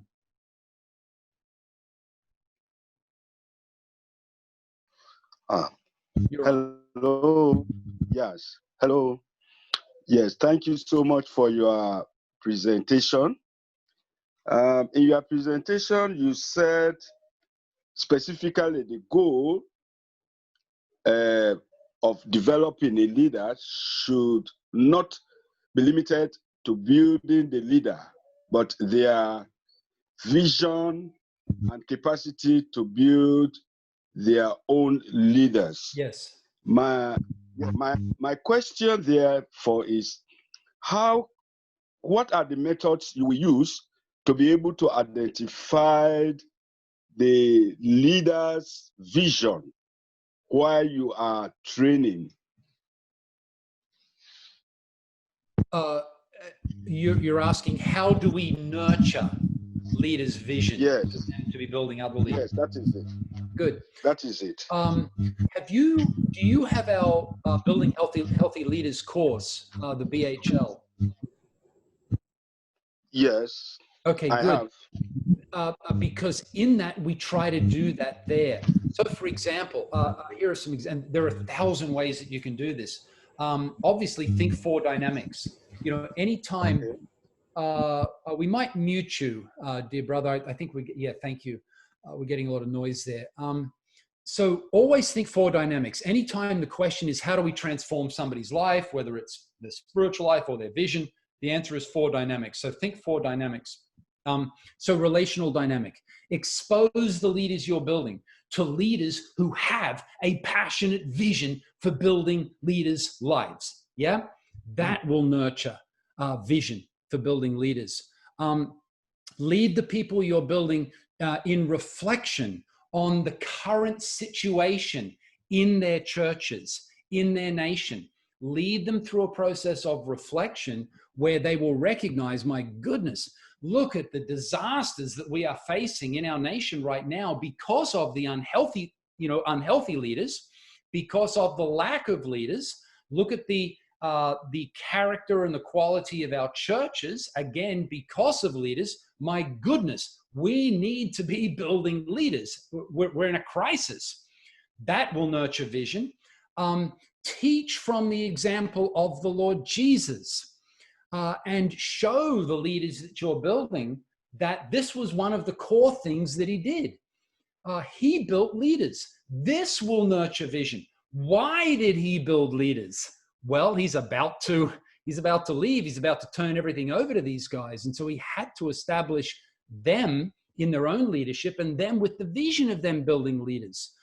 Teach things like the mustard seed principle, that even though the seed is the smallest of all, but when it's planted, it brings forth this beautiful tree and the birds come and roost there. So here's the vision that if you, dear leader, just build a few. We're not asking you to, fix the problem in your whole nation. We're asking you just to build a few. And if every leader in your nation will build a few and do it well, then your nation will be absolutely transformed. That will nurture vision. Have times of prayer, spiritual dynamic. When you're together, you're praying that God will raise up leaders because our nation is in this terrible state and the churches are weak and unhealthy. And so together, cry out to God that he will raise up leaders. Spiritual dynamic. That will build leaders. Have people reflect on their own lives. Spiritual dynamic. Reflect on those who have built them. Reflect on, have you had spiritual mother or father or a mentor? Look at the difference that made. You look back on the mentors and maybe you've just had a few. Most of us have just had a few. I've never even had a spiritual father. So there's not much of this that goes on. But those who did invest in me in mentoring, I can say, man, that changed my life. So as I'm reflecting on that and the power of that and the fruit of that, then that makes me then want to do that with others. Reflect on the fact that so often we don't build leaders. That will make us want to be those who do. On and on and on. Is that okay? So there are, I just, off the top of my head, listed half a dozen ways to nurture vision for leader development. Think 4 dynamics. And it's beautiful, but make sure you do it. So when you're training leaders, don't just get into the mechanics of here's this model of how to build leaders, but nurture their excitement about this, nurture their sense of personal responsibility. about leaders, that God has called them to build leaders. Leaders build leaders. If you're a leader, you don't just do leadership stuff. You build leaders, and you must build leaders. And every leader needs to embrace that as a core reality of who you are and what it even means to be a leader, that leaders build leaders. So is that okay? So these are a bunch of different ways, and there are many, many more to nurture this vision. But do that, nurture this vision.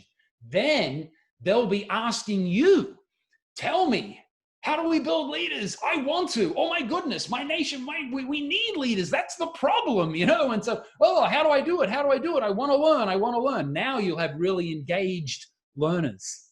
It's cool. Sadhu Babu again.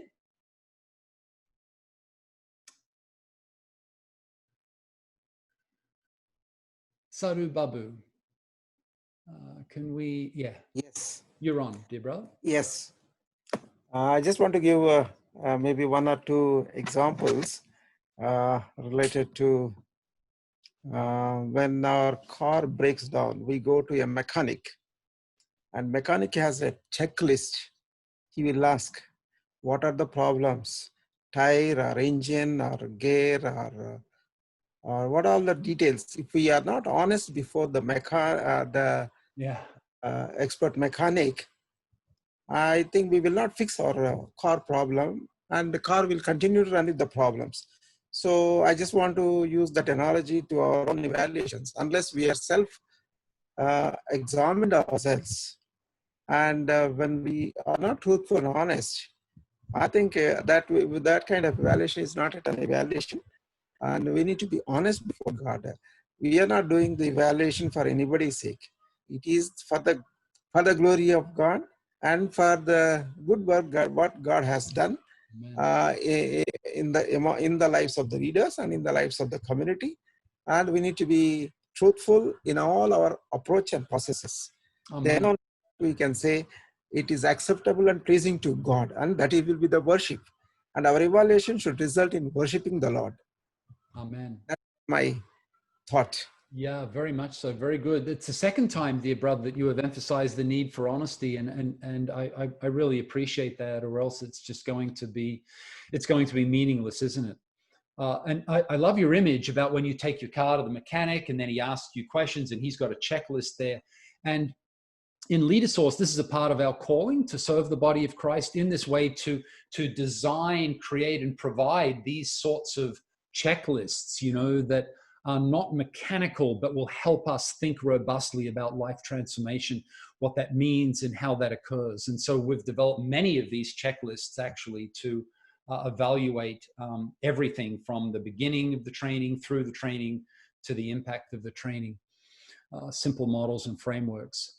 We have someone, HP user, we don't know who you are. And so please, can you identify yourself first before we turn you on? Can you put your name? Okay. There. Oh, yeah, here you are. Okay, go ahead. Yes, Tim. Yeah, we're actually in a group, so one of us want to make comments. All right. So, go ahead. All right. Thank you, Malcolm, for putting in your energy into this. I think we cannot overemphasize what we are appreciating here, particularly the balance that is coming in on the aspect of evaluation. You know, we don't focus. We know we must be humble to accept the fact that we cannot measure what God is doing in the life of people, even as we continue to work to build leaders. Yeah. You know, that will continue to multiply more leaders. You know, but evaluation is more to the leaders that are being developed, to be able to look at it and say, okay, am I growing in this area? What's happening with what God is exposing me through this person or this organization? I think that is like a balance that I'm appreciating about evaluation. Good. Thank you. Thank you, dear brother. That's a great observation. And let me go back to the SMART goal for a minute.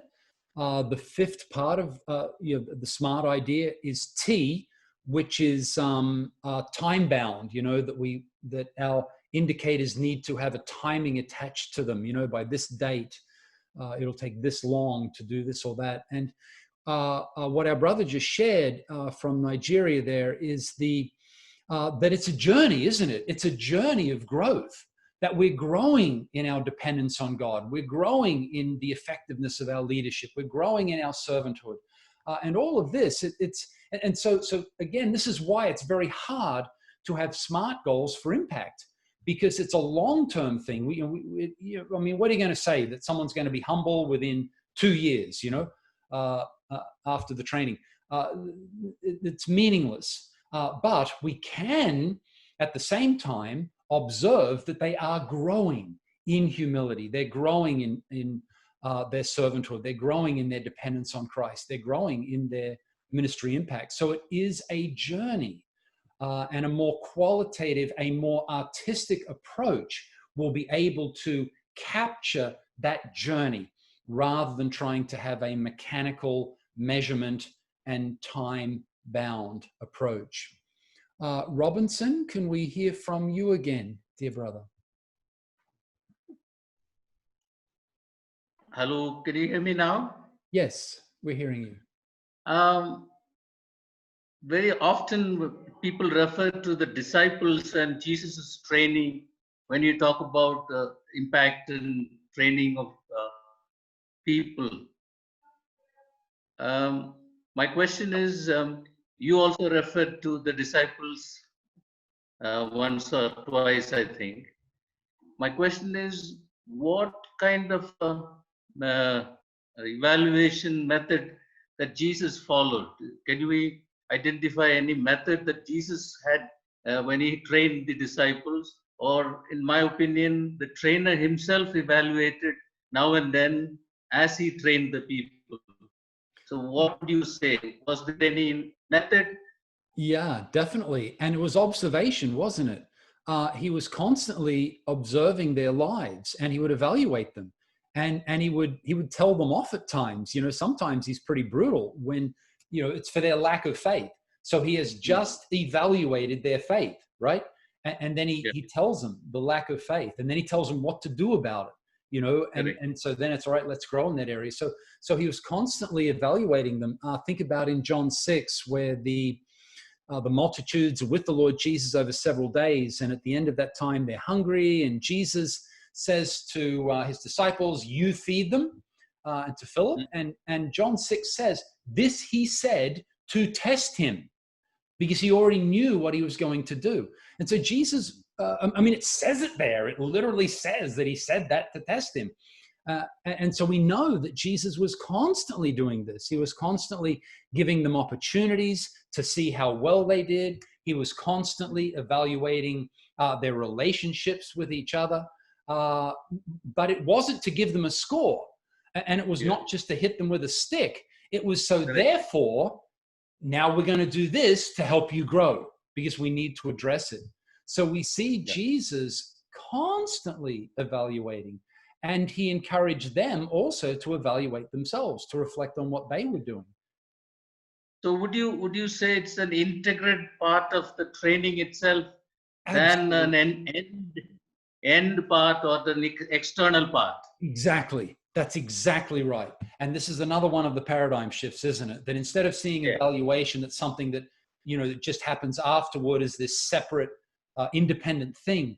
But instead it needs to be integrated. And that's the meaning of the LDQ model. The 5 areas, we need to, first of all, before we even do anything, we need to be evaluating capacity.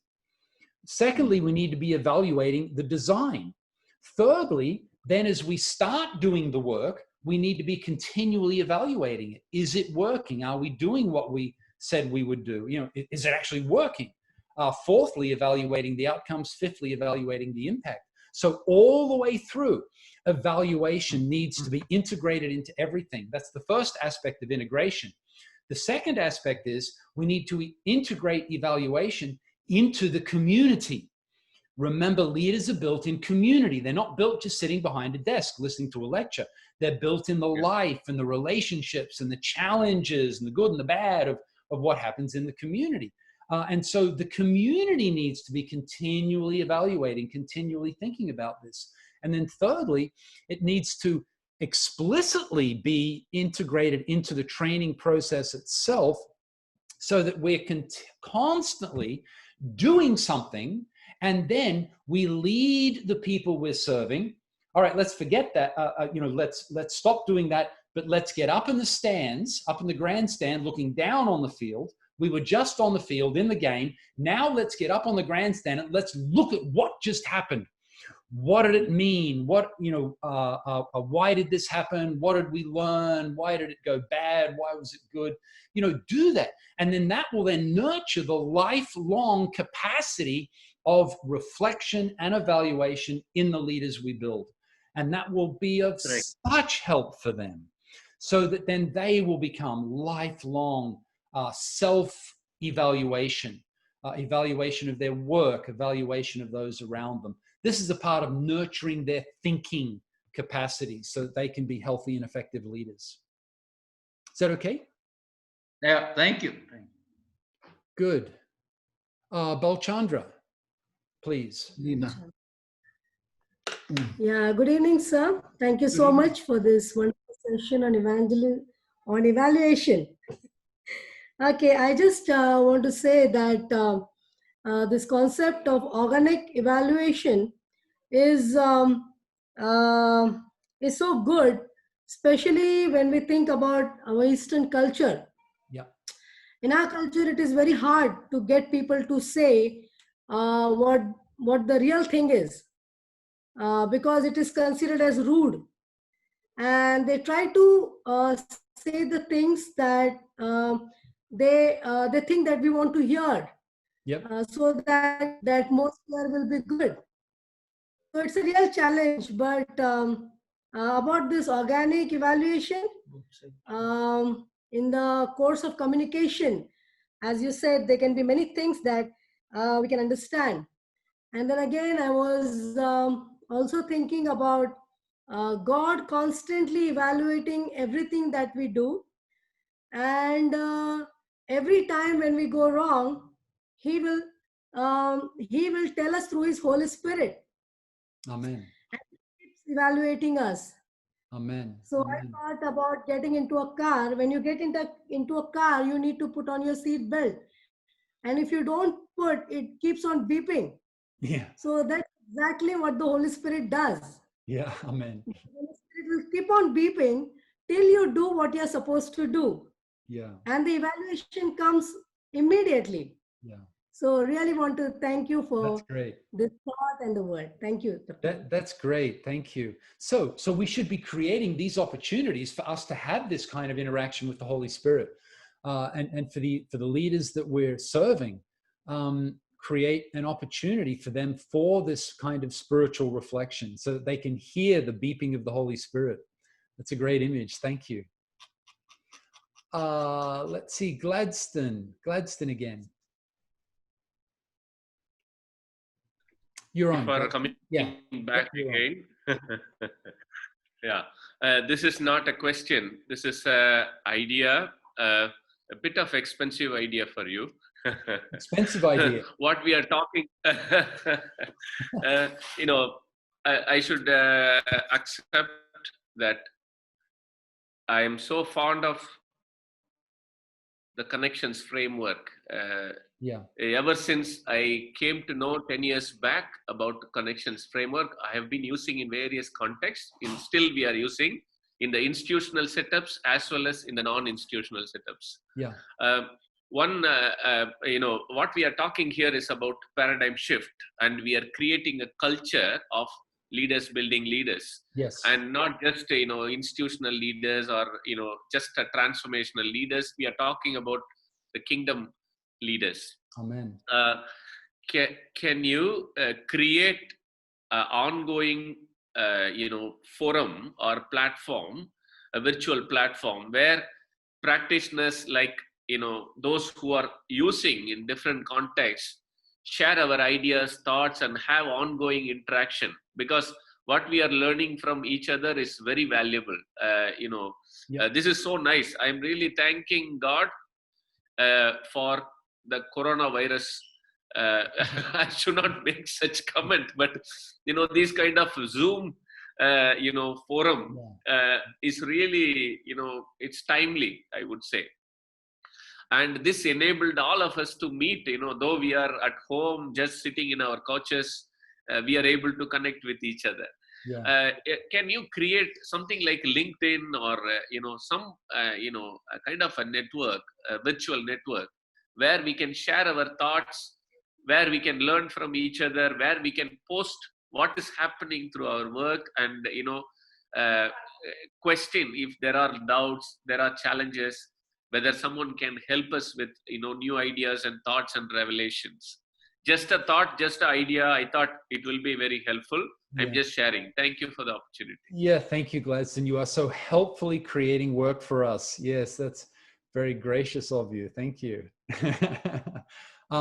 This is why, of course, we established the LDCs many years ago. We've done, I think, 7 of them now over the years, and that's the meaning of this is to do that networking and give everyone opportunity that we're all sharing what we're learning and what we're struggling with, and we've got the opportunity to help from to learn from each other. I struggle with the idea of us creating our own platform for 2 reasons. Firstly, I'm not sure anybody would use it.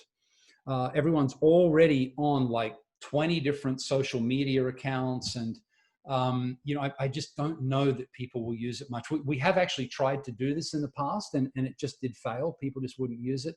My second hesitancy is that from a security issue, from a technological security issue, that people will just be hacking it, and so we would have to have like full-time tech people just to maintain it, and this is why. So we have the closed Facebook group, for example, that I don't know, are you a part of that? And so okay, good. So that maybe could be this.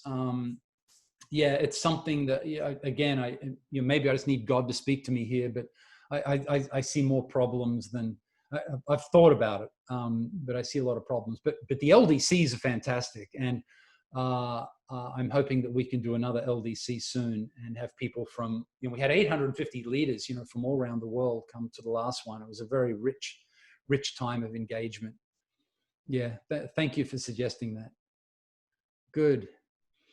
So it looks like that's everybody. Well, let's bring this to a close now. And